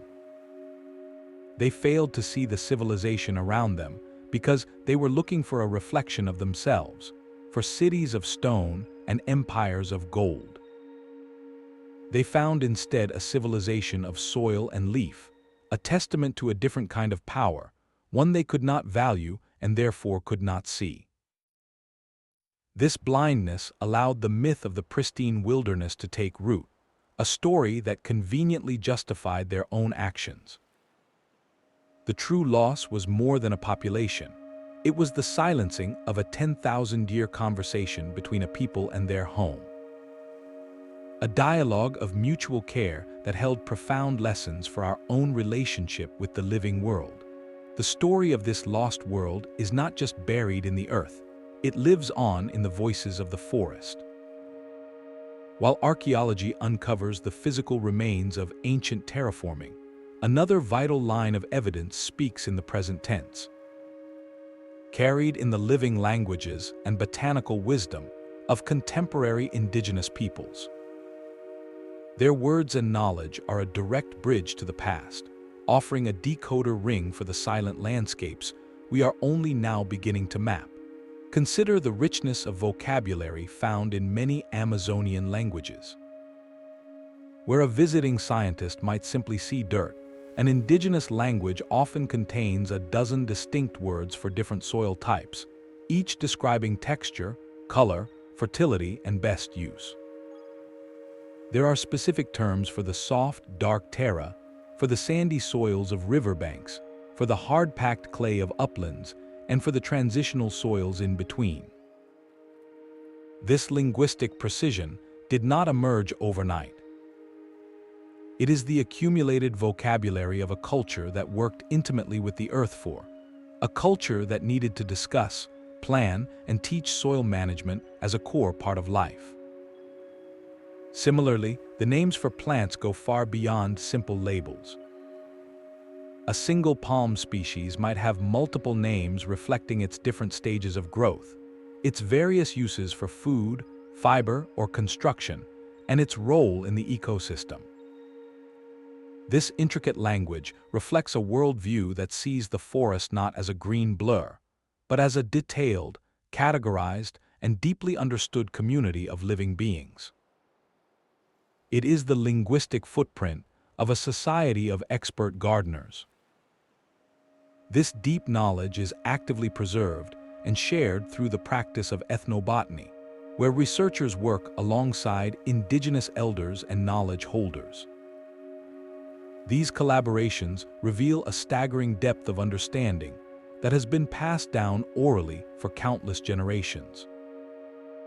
An elder can walk through a forest that looks entirely wild to an outsider and point out dozens of plants with specific uses, explaining which roots treat fever, which vines make the strongest rope, which leaves repel insects, and which fruits attract the game animals they hunt. They can demonstrate how to prune a tree to encourage it to bear more fruit, or how to transplant a seedling in a way that mimics natural forest succession. This is not random folklore. It is a sophisticated, applied science of ecology. It includes the very techniques of forest management, the selective encouragement and planting of useful species that created the anthropogenic forests we now identify from the archaeological record. When an elder describes how their ancestors would enrich a garden spot with charcoal and organic waste, they are providing the living instruction manual for creating terra. This continuity is profound. The ethnobotanical knowledge held today is not a separate tradition. It is the surviving thread of the same ancient expertise that terraformed the continent. It confirms that the practices we see evidence for in the soil and the satellite imagery were part of a conscious, teachable, and culturally embedded system. The elders are the librarians of this living library, and their teachings help archaeologists interpret the silent artifacts they dig from the ground.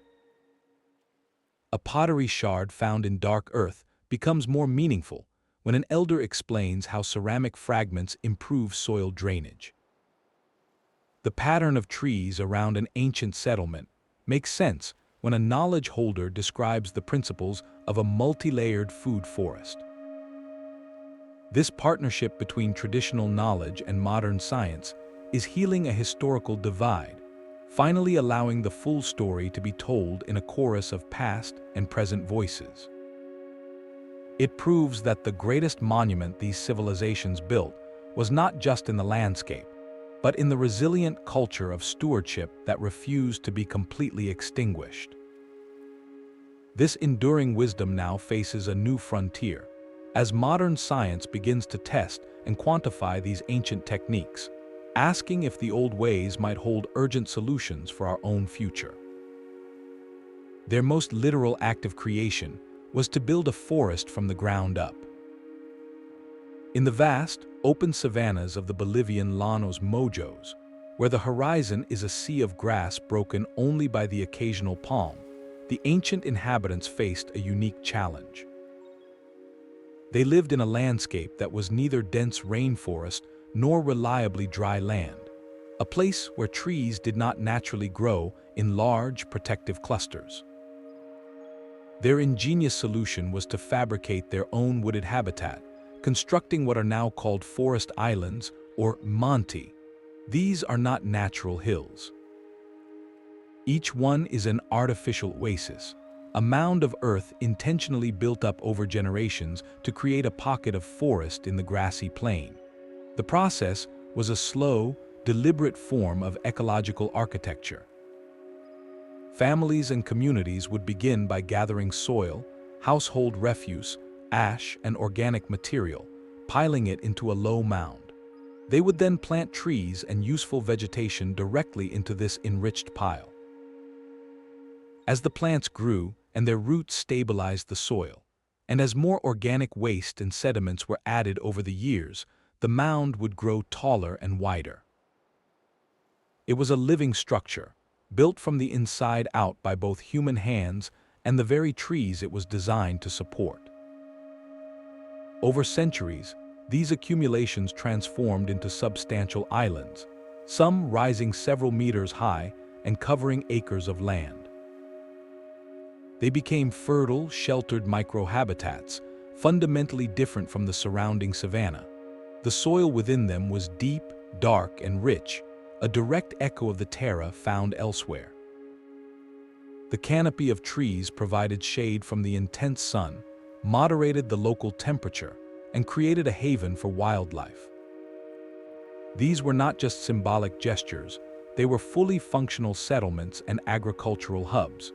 People built their homes on these raised, dry foundations, safe from the seasonal floods that inundated the plains. They cultivated gardens on the fertile slopes and summits. The islands became biodiverse arcs, attracting birds, mammals, and insects that would not otherwise live in the open grassland. Today, these forest islands stand as the most visible and enduring monuments to this civilization's terraforming power. You can see them from satellite imagery, dark green dots and archipelagos scattered across the golden savanna like footprints. Ecological studies confirm they are biodiversity hotspots, home to a greater variety of plant and animal species than the surrounding plains. They are the ultimate proof of a philosophy that refused to accept the environment as a fixed condition. When the forest they needed did not exist, they did not simply adapt to the grass. They rolled up their sleeves and grew a forest of their own design, tailoring the very concept of home to their needs. This act of literal world building represents the apex of their confidence, a belief that with patience and collective effort, they could write their own rules for what a habitable landscape could be. Perhaps the most surprising legacy of this ancient gardening is not just what it built, but what it left alive. This research leads us to a profound and counterintuitive question. Could human beings, through their long-term presence and careful work, have actually made the Amazon rainforest more diverse, not less? The emerging answer challenges one of our deepest assumptions about humanity's role in nature. For generations, the dominant narrative has been one of loss, a story where human arrival inevitably means a simplification of the wild, a reduction in the variety of life. In the Amazon, we are discovering the opposite may be true. These societies did not create a monoculture. They engineered a mosaic, a patchwork quilt of different habitats stitched together across the landscape. Think of the variety they introduced. There were the rich, dark islands of Terra, buzzing with insect life and supporting dense, fast-growing crops. Adjacent to these were the managed food forests, structured layers of fruit trees, palms, and medicinal plants that mimicked the natural canopy, but with a different recipe of species. Then there were the open ceremonial plazas and the edges of geometric earthworks, which created sunlit clearings where grasses, herbs, and sun-loving shrubs could flourish. Along the waterways, they maintained canals and ponds, aquatic habitats teeming with fish, turtles, and water plants. This intentional diversity of environments is key. In ecology, variety of habitat means variety of life. A bird that nests in the high canopy of a Brazil nut tree might forage for insects in a nearby clearing. A small mammal that lives in the dense understory of a food forest might venture out to gather seeds from a garden plot. By creating so many different edges and niches in close proximity, these landscapes became hubs of biological interaction, what scientists call ecotones, where species from multiple habitats meet and mingle. This mosaic effect likely boosted what is known as beta diversity, the difference in species composition from one patch of land to the next. Instead of 100 square miles of uniform, closed canopy rainforest, the land became a tapestry of woodland, garden, wetland, and clearing. Each patch supported its own community of plants and animals, and the movement between them created a dynamic, richer whole. The evidence is in the trees we see today. Those hyper-dominant stands of useful species, like the Brazil nut groves, are themselves complex ecosystems. The Brazil nut tree supports orchids for pollination, agoutis for seed dispersal, and countless insects, birds, and epiphytes that live in its branches. By cultivating these trees in concentrations higher than nature might have done alone, humans inadvertently created hotspots for all the life that depends on them. This is not to say every change was positive for every species, but the net effect appears to be an increase in the overall richness and complexity of life in these humanized zones. This presents a radical model of coexistence. It suggests that under a certain philosophy, one of enhancement and reciprocal care, human activity can be a generative force in nature. The ancient Amazonians did not see biodiversity as something separate from themselves to be preserved behind a fence. They saw it as the living fabric of their home, a fabric they could carefully embroider with new patterns of abundance. Their legacy compels us to rethink the very words we use. A human-impacted landscape is not automatically a degraded one. In their hands, it became an enriched one, a testament to the possibility that the highest achievement of a civilization might be measured not by what it takes from the world, but by the vibrant, enduring life it leaves in its wake.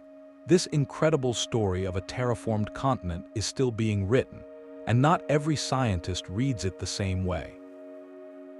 As with any field rewriting its own textbooks, Amazonian archaeology is alive with spirited debate. These disagreements are not signs of weakness, but of a healthy, evolving science grappling with a truly monumental discovery. The central question is one of scale. On one side, a growing number of researchers champion a high-impact model. They argue the evidence from LiDAR, dark Earths, and food forests points to a densely populated, highly engineered Amazon, where human influence was the dominant ecological force across vast regions. Their vision is of a garden continent, a landscape so profoundly shaped that what we call wilderness is largely a legacy of ancient care. This view suggests populations in the millions, living in complex, interconnected societies that actively managed their environment on a staggering scale. Other scholars urge a more cautious, low-impact interpretation. They agree humans were present and influential, but question whether that influence was truly continental. They point out that the Amazon is unimaginably vast, and that evidence for intensive management, while compelling, is still geographically patchy. Could these garden cities and earthworks represent islands of high civilization within a much larger sea of less impacted, sparsely populated forest? They warn against what some call archaeological inflation, the temptation to extrapolate a few spectacular sites to explain an entire ecosystem. These debates often center on specific pieces of evidence. Take the stunning LiDAR maps. While no one disputes the technology reveals hidden structures, some ask, what exactly are we seeing? Could some of those geometric shapes in Acre be partially natural formations, later modified by human hands, rather than built from scratch? Could the ancient canals in the Llanos Mojos have begun as natural river channels that people simply expanded and refined? These questions are not dismissals, they are calls for meticulous ground truthing, for digging into the laser-mapped patterns to understand the precise sequence of their creation. Similarly, estimates of ancient population size are hotly contested. They rely on complex models that factor in the carrying capacity of enriched soils, the size and number of settlements, and the productivity of managed forests. Change a few assumptions in the model, and the estimated population can swing dramatically. A critic of the high-impact view might argue that even large settlements could have been occupied only seasonally, or that the rich dark earths supported smaller groups for longer periods, rather than huge, permanent cities. These debates are crucial because they force the science to be rigorous. They push researchers to find more evidence, to refine their methods, to look for the data that could prove a theory wrong. This back and forth is how understanding deepens. It reminds us that the story of the ancient Amazon is not a simple tale of discovery, but an ongoing detective story where each new clue is examined, debated, and placed in a larger, ever-shifting puzzle. This intellectual tension, far from diminishing the wonder, makes the mystery all the more compelling. It shows that we are witnessing a paradigm shift in real time, a fundamental rethinking of human history in the tropics, and like all great shifts, it is unfolding one careful, contested discovery at a time. Along the winding riverbanks and coastal shores, another form of earthwork rose not from soil, but from water. In these dynamic environments, where solid ground was a precious commodity, ancient builders turned to a resource that was both abundant and remarkably durable, the humble shell. Scattered across the floodplains, we find enormous mounds known as towering accumulations of mollusk shells, fish bones, and other refuse. For a long time, these were seen simply as ancient garbage dumps, the leftovers of countless meals piled up over time. But a closer look reveals a far more intentional story. These were not accidental heaps, They were the foundational layers of villages, a brilliant method of land building in a world of constant change. The process was a slow, communal architecture. After a harvest from the river or the sea, the shells were not discarded randomly. They were brought to a designated place and carefully deposited, layer upon layer, year after year, generation after generation. This was not mindless dumping. It was a deliberate act of construction. With each new layer, the ground beneath their feet literally rose, lifting their homes above the reach of the annual floods. What began as a small pile would, over centuries, grow into a monumental landform, an artificial hill of shell and bone that could dominate the local landscape for miles. These shell mounds provided a permanent, dry foundation in an otherwise fluid world, a stable island they built with their own hands from the remains of their sustenance. The benefits went far beyond just elevation. The chemistry of the shells themselves worked a kind of magic on the immediate environment. As the massive piles of calcium carbonate slowly weathered, they leached minerals into the surrounding soil, reducing its acidity and improving its fertility for certain plants. This altered the very ecology of the mound, creating a unique microhabitat. Furthermore, the sheer bulk of the shell midden acted as a giant sponge and drainage system. During heavy rains, water would percolate down through the porous layers of shell rather than pooling on the surface, keeping the living areas on top remarkably dry. This was integrated hydroengineering, using waste material to solve a critical problem of water management. These shell platforms became the heart of community life. Archaeologists find that the flat summits of the largest were used for dwellings, ceremonial spaces, and burials. They were not remote trash sites, they were central places, the elevated town squares of riverine societies. The strategic placement of these mounds is telling, often located at the confluence of rivers or along rich coastal estuaries, prime locations for exploiting aquatic resources. They represent a profound adaptation, a way to claim the most productive fishing grounds by literally building the stable land needed to live there permanently. In this way, the shell middens are a perfect symbol of the Amazonian terraforming ethos, taking a local, renewable resource and through patient, collective effort, transforming it into a permanent and prosperous home. Writing their presence into the geography with the very bones of their dinner, the towering Andes Mountains were not a wall, but a bridge. For too long, the story of South America's ancient past was told in isolated chapters, with the grand empires of the highlands like the Inca separated from the vibrant societies of the Amazon basin. But the evidence now tells a story of connection, of a continent in conversation with itself, where ideas and innovations flowed along ancient trade routes that crossed impossible terrain. The exchange began with tangible goods. Archaeologists find tropical feathers from Amazonian macaws and parrots in highland burial sites, their brilliant blues and reds adorning the garments of Andean elites. In return, finely crafted metalwork and distinctive highland pottery made their way down the eastern slopes into the jungle. These were not random trinkets, but the markers of established, long-distance trade networks, relationships built on mutual value and sustained over generations. The most telling connections, however, are found not in artifacts, but in the plants themselves. Consider coca, a leaf of profound cultural and medicinal significance in the Andes. Its wild ancestor originates in the humid montane forests of the eastern Andean foothills, a zone where the highlands meet the Amazon.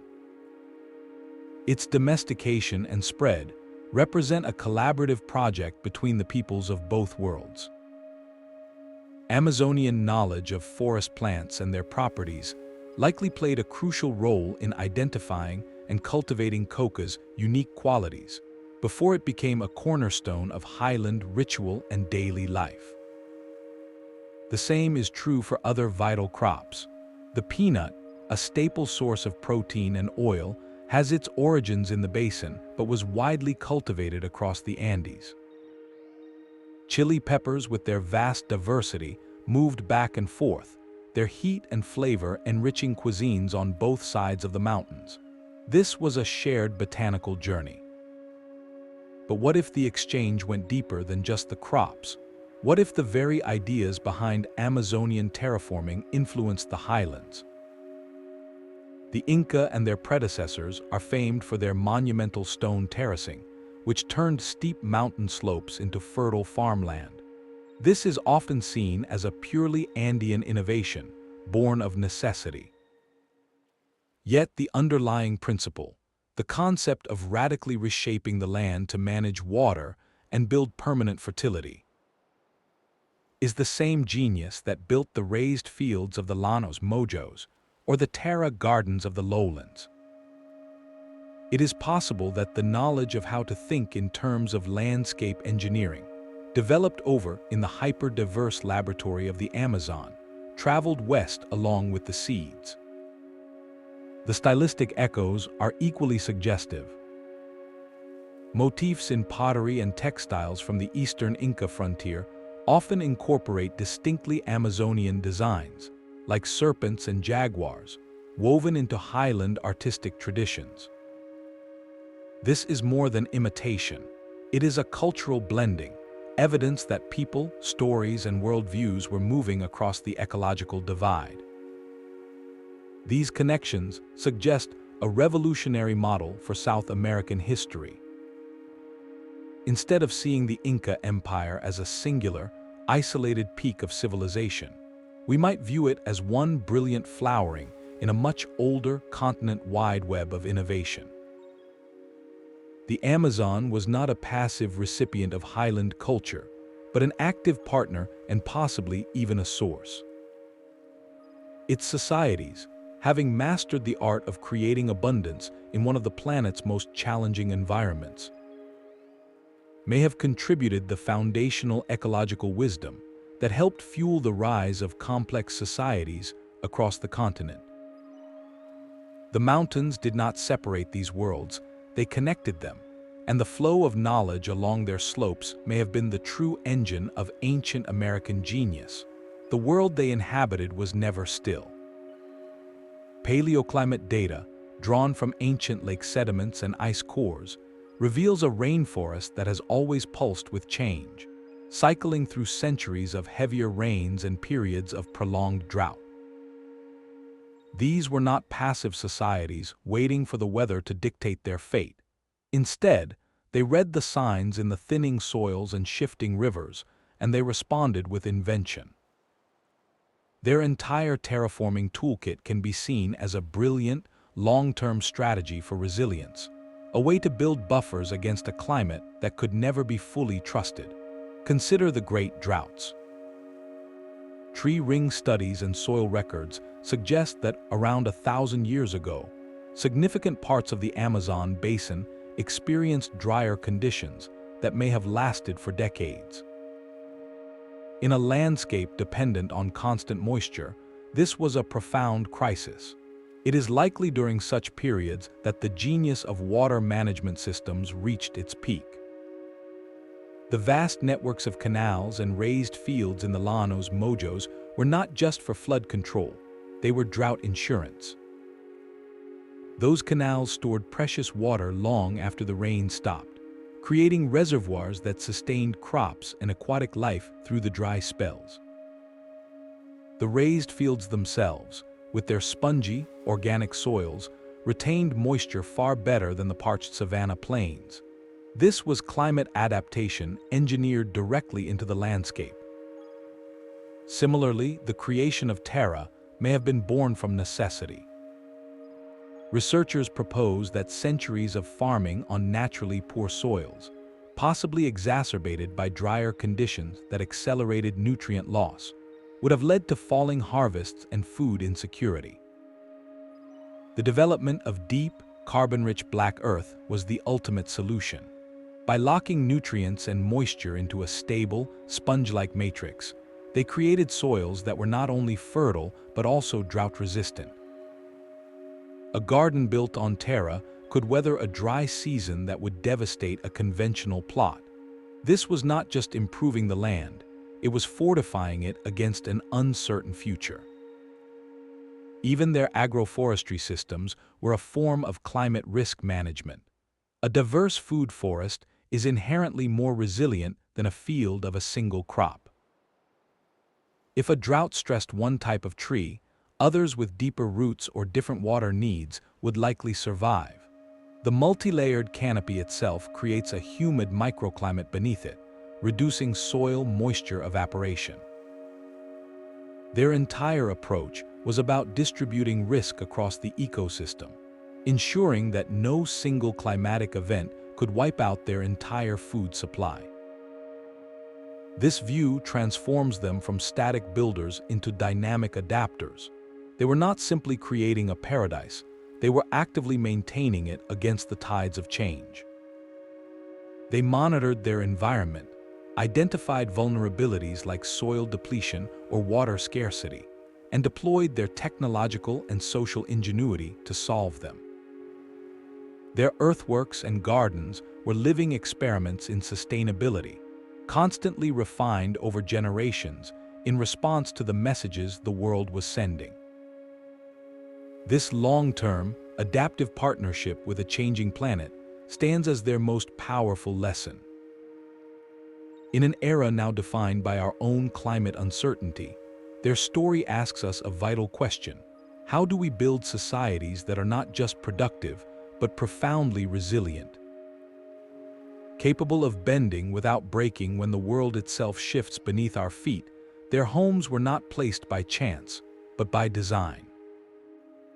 Beyond the soil they built and the forests they curated, the ancient Amazonians practiced a ninth, overarching method of terraforming, one that involved the very location of their communities.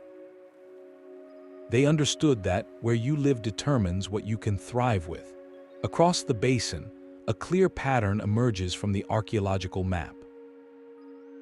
Villages, towns, and ceremonial centers were not buried deep in uniform jungle or stranded in the middle of open plains. Instead, they were consistently positioned at the borders, in the dynamic and fertile zones where two or more distinct ecosystems meet. These transitional areas are known as ecotones. An ecotone could be the sharp line where dense rainforest gives way to a grassy savanna. It could be the rich, ever-changing strip of land along a major riverbank, where the aquatic world meets the terrestrial. Or it could be the gentle slope, where the high, dry uplands descend into a seasonally flooded wetland. To a modern planner, these might seem like edges, but to these ancient societies, they were centers of incredible opportunity.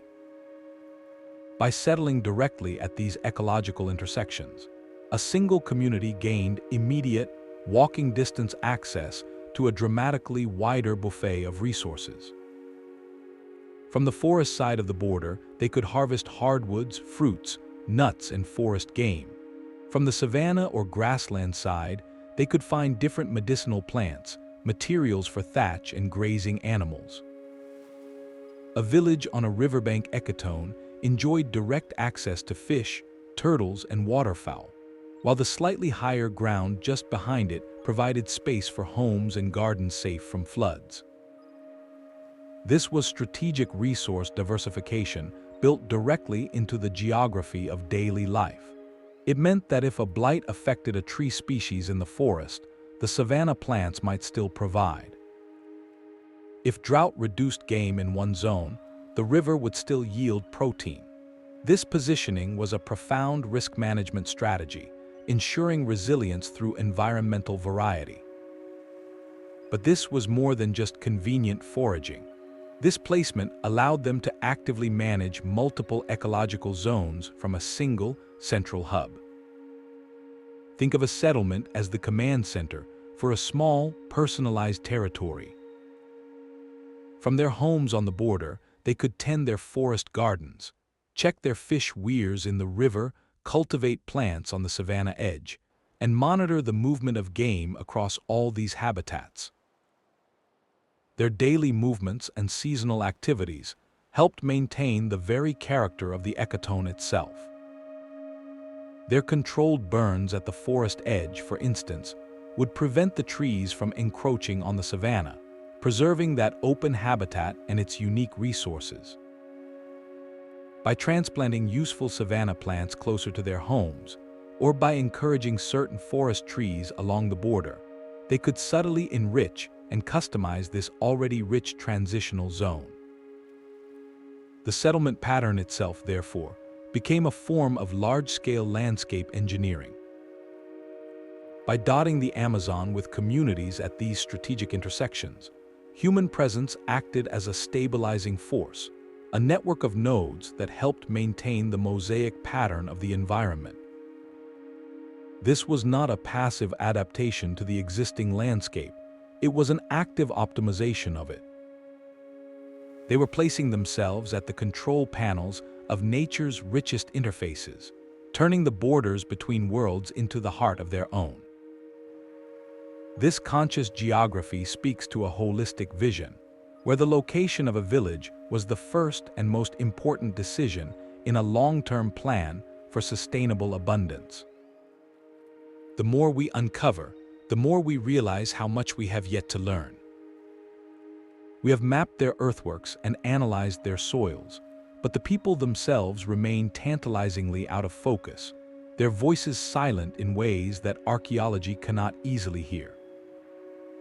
Some of the biggest questions are profoundly human ones. What did these great civilizations call themselves? We have modern labels based on river names or archaeological sites, like the or the builders of the, but we have no idea what they called their own communities, their leaders, or their homeland. Their true names are lost to us. We also wonder about the full scope of their botanical genius. We know they domesticated manioc and cultivated dozens of fruit trees, but what other plants did they transform? How many of the Amazon's thousands of plant species bear the subtle, ancient fingerprint of human selection that we simply haven't recognized yet? Their garden was a living library, and we have only read a few of its chapters. Then there is the mystery of their communication. The geometric earthworks are clearly a form of expression, a language written in earth and space. But was it a language with a grammar we could ever decode? Unlike the Maya with their hieroglyphs, we have found no stone for the Amazon, no clear key to translate these monumental symbols. Were the shapes maps of constellations, diagrams of creation myths, or giant clan symbols visible only to the spirits and the sky? Without a written record, their stories, laws, and poetry seem forever beyond our reach. This silence makes every new artifact a potential cipher, a chance piece of a puzzle we are still assembling. The future of this story, however, is brighter than ever, powered by technologies that feel like science fiction. While LiDAR gave us the macro view, new tools are letting us read the micro world. Scientists are now turning to soil DNA analysis, a technique that can detect the genetic traces of ancient plants, animals, and even the microbes that lived in the dirt thousands of years ago. By analyzing ancient terra, researchers might one day reconstruct the exact recipe of a garden, identifying every vegetable, herb, and tree that grew there from invisible genetic ghosts. More extensive LiDAR surveys are continually being launched, promising to scan millions of untouched hectares. Each flight over a new region holds the potential to reveal another lost city, another network of roads, another colossal earthwork hiding in plain sight. This is not a story confined to the past. It is a narrative actively unfolding. Every unexplored hectare of forest is not an empty space, but a page in a book we are only beginning to read. The next decade of discovery will likely rewrite what we think we know today, revealing deeper connections, greater scales, and more sophisticated systems. The ancient Amazonians mastered their world through observation, patience, and a profound partnership with nature. As we now turn our own technology toward uncovering their legacy, we are, in a way, joining that same partnership, learning to see the jungle not as a wilderness, but as the greatest archive on Earth. Waiting patiently for its stories to be told, their ancient world offers more than a story, it offers a choice. We stand at a crossroads with our own relationship to the land, and the path they walked holds startlingly relevant lessons for our modern crises of sustainability and conservation. The first lesson is written in the very ground they left behind. The creation of Terra demonstrates that soil is not just dirt to be mined, but a living community to be nurtured. Their use of biochar, that stable form of charcoal, provides a powerful model for carbon sequestration and soil regeneration. Modern science is now catching up, recognizing that adding biochar to degraded soils can lock away carbon for centuries, while dramatically improving fertility and water retention. This ancient practice points toward a future where agriculture doesn't just produce food, but actively rebuilds the health of the planet from the ground up. The second lesson grows in the canopy. Their agroforestry systems, those layered food forests, were phenomenally productive and resilient. They achieved high yields without monoculture, without chemical inputs, and without deforestation. A modern industrial soybean field in the Amazon might produce a single commodity for a few seasons before the soil is exhausted, requiring more forest to be cleared. Their food forest, by contrast, produced fruits, nuts, medicines, fibers, and timber simultaneously, year after year, century after century, while increasing biodiversity. The contrast could not be more stark. One system extracts value until collapse, the other cultivates perpetual abundance. The third lesson is one of philosophy: to mimic, not conquer. These societies did not see themselves as separate from nature, imposing an external order upon it. They saw themselves as participants within a complex system. Their engineering, from canals to raised fields, worked with hydrological cycles rather than against them. They're gardening the forest's own structure. This principle of biomimicry, learning from and emulating natural designs, is a cornerstone of modern sustainable design, and they were master practitioners ago. Ultimately, the core lesson is about time and reciprocity. Their projects, from building a single mound of dark earth to cultivating a Brazil nut grove, were investments in a future they would never see. They operated on a generational clock, with a cultural mandate to leave the land richer for their children. This stands in profound opposition to the short-term extraction that drives much modern development, where quarterly profits outweigh century-old trees. Their model proves that a high-yield, prosperous human society is not only compatible with a thriving ecosystem, but can be its greatest ally. The tragedy of the modern Amazon, with its scoured pastures and burning frontiers, is that it represents the abandonment of this profound local wisdom. We are clearing the very gardens our ancestors planted, erasing the instructions for how to live here well. But the guidebook is not entirely lost. It survives in the patches of dark earth still sought by farmers, in the traditional knowledge of indigenous communities, and in the silent, overgrown shapes of the earthworks themselves. The choice before us is not between people and nature, as the old myth suggested. The ancient Amazonians showed us it is a false choice. The real choice is between two ways of being in the world, one of taking and one of making, and their forgotten civilization offers a compelling vision of what making, in partnership with the living earth, can truly achieve. Fire was a language they spoke with the land, a dialogue governed by strict cultural grammar.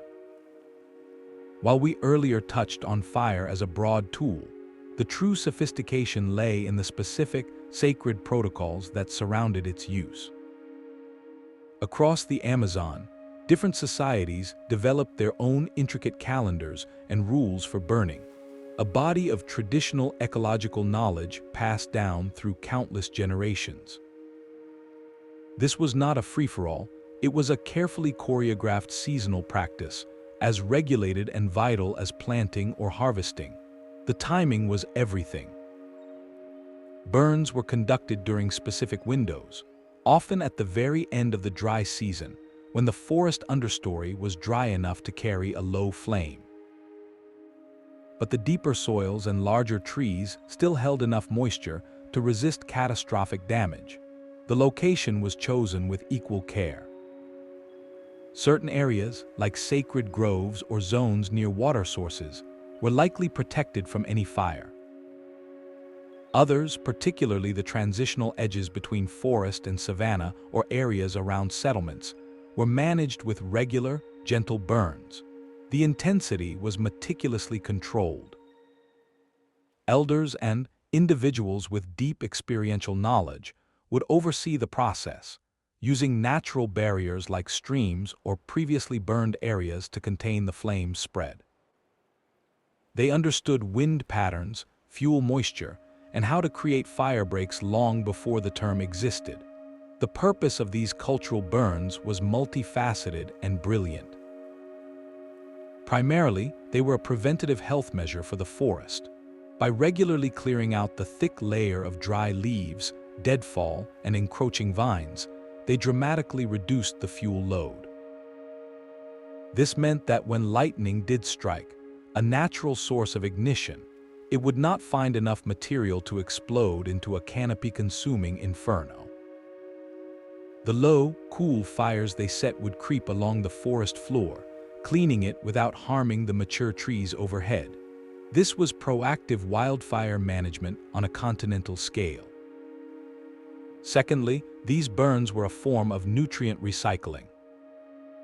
The ash from the burned vegetation provided a quick pulse of minerals like potassium and phosphorus back into the soil, acting as a natural fertilizer that spurred the growth of new, tender plants.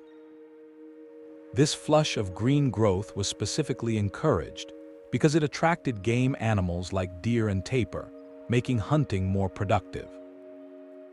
Furthermore, the burns promoted the regeneration of specific food plants that actually benefited from fire. Many palm species, crucial for fruit, fiber, and thatch, thrive after a light burn, which clears their competitors and stimulates new growth. Certain tuberous plants and medicinal herbs also respond positively to the cyclical clearing and ash enrichment. This practice represents a fine-tuned, place-based knowledge system, a technology of observation and relationship refined over. It stands in the starkest possible contrast to the fires driving modern deforestation. Today's fires are not tools, they are weapons of clearance, set to rapidly and completely destroy vast swaths of forest for cattle pasture or soy fields. They burn hot, deep, and uncontrollably, sterilizing the soil, killing seed banks, and releasing catastrophic amounts of carbon. The ancient way was about care and renewal. The modern way is often about erasure and replacement. The cultural burning regimes were the ultimate expression of a partnership philosophy, a recognition that human beings could play a specific, beneficial role in the forest's own cycles of death and rebirth. This deep, scheduled intimacy with flame ensured the garden remained healthy, open, and abundant, a testament to a wisdom that understood fire not as a destructive force to be feared, but as a delicate and essential thread in the fabric of life itself. The quiet, daily work of tending a garden may have been the most revolutionary act of all. While grand earthworks speak of communal labor and leaders who could organize it, the true heartbeat of the terraformed Amazon likely pulsed in the hands of its women. In countless indigenous societies across the basin, Then as now, women are the primary gardeners, the master botanists, and the living libraries of ecological knowledge. Their domain was the home garden, the forest edge, and the intimate space where seeds met soil, a realm of profound power that scaled up to reshape a continent. Imagine the process of creating the Amazon's famous food forests. It did not begin with a royal decree, but with a careful observation. A woman gathering fruits in the woods would notice one tree whose fruit was, or whose seeds germinated more readily. She would save those superior seeds, carry them back to the area near her home, and plant them in the enriched earth she and her family had created. She would learn which seedlings thrived in the shade of older trees and which needed more sun. She would discover that planting certain herbs near certain trees kept pests away. This was not haphazard experimentation. It was a science of close attention, practiced and refined over a lifetime, then taught to daughters and granddaughters. This gendered knowledge was the essential feedstock for the entire terraforming system. Women were likely the primary creators and caretakers of the dark earths, the terra, near their dwellings. They would have managed the daily accumulation of organic waste, charcoal from the hearth, pottery shards, and food scraps, patiently building the fertile foundation for their family's sustenance. Their home gardens were the living laboratories and nurseries where new plant varieties were tested, and valuable species were propagated before being introduced into the wider forest gardens. They held the intricate understanding of plant relationships, knowing which species supported each other, which attracted pollinators, and which provided medicine for their families. This knowledge was the operating manual for the anthropogenic forest. When we marvel at the hyperdominant stands of Brazil nut trees, we are seeing the legacy of generations of women who chose to protect and plant those specific giants. When we study the complex layering of a food forest, we are looking at a design perfected through the daily practice of cultivation, a design managed not from a central temple, but from 1,000 household gardens. This perspective adds a crucial and often overlooked social layer to the story. The large-scale transformation of the Amazon was not powered solely by the episodic labor of digging canals or raising mounds. It was fueled by the cumulative, patient, and intimate work of cultivation that happened every single day. The grand landscape was a mosaic of countless small decisions, of seeds saved and seedlings tended, of soils nurtured and micro-managed. Women, as the primary custodians of this domestic ecological knowledge, were the essential agents of this slow, deliberate revolution. Their role reframes the very nature of environmental management, showing that the most powerful forces of change can be rooted not in conquest, but in care, and that the future of a civilization can be cultivated, quite literally, in the soil around one's home. This understanding connects the vastness of the engineered continent directly to the hearth, revealing how the deepest wisdom for living with the land was kept, shared, and grown in the hands of its gardeners. The story of their daily meals is written in the garbage they left behind. Scattered across the Amazon, often near patches of rich dark earth, are ancient refuse piles known as middens. To an untrained eye, they are just heaps of dirt and broken pottery. To an archaeologist, they are a detailed menu, a record of countless dinners that can tell us exactly what sustained these vast populations. By carefully sifting through these layers of discarded shells, animal bones, fish scales, and carbonized seeds, researchers can reconstruct a diet of astonishing diversity and abundance. This is not the sparse record of hunter-gatherers living hand-to-mouth. The middens reveal the culinary bounty of a managed landscape, the direct proof that their terraforming worked. In these piles, we find the bones of turtles and small mammals that thrive in the edges of garden forests, We find the scales of fish species that prefer the slow, managed waters of canals and ponds. Most tellingly, we find an overwhelming abundance of certain foods, like specific types of palm nuts or fruits, in concentrations far beyond what random foraging would provide. This pattern points to deliberate cultivation and preferential harvesting. The garbage tells us they were not just taking what the wild offered, they were dining from a larder they had carefully stocked themselves. Perhaps the most compelling evidence comes from the residues left on broken cooking pots. Using chemical analysis, scientists can detect the microscopic traces of food that were once cooked in these vessels. They find evidence of complex meals, combinations of maize, manioc, fish, and meat, often seasoned with chili peppers and herbs. This speaks to a sophisticated cuisine, a culture that had moved beyond mere subsistence to enjoy the flavors of a secure and varied harvest. The sheer volume of waste in these middens is itself a clue. It indicates large, settled groups of people eating well, day after day, year after year. The refuse piles associated with terra sites are particularly rich, packed with evidence of continual, intensive consumption. This directly links the fertile soil they created with the thriving communities it fed. The garbage does not lie. It shows us a civilization that solved the fundamental puzzle of how to feed millions in a tropical environment, not through conquest, but through cultivation. Their discarded bones and seeds are the final, humble witnesses to a world where hunger was not a looming threat, but a challenge they had mastered through the quiet, daily magic of turning soil into sustenance. This rediscovered history carries a weight far beyond academic journals. Unearthing the story of a terraformed Amazon is not merely about correcting the past. It is a powerful act with urgent consequences for the living present. The same forests that hide ancient earthworks are home to hundreds of indigenous nations today, communities fighting to protect their ancestral lands from relentless deforestation and encroachment. For them, this archaeology is not a distant curiosity. It is a vital testament written in the very soil they walk upon. The ethical path forward for researchers is clear.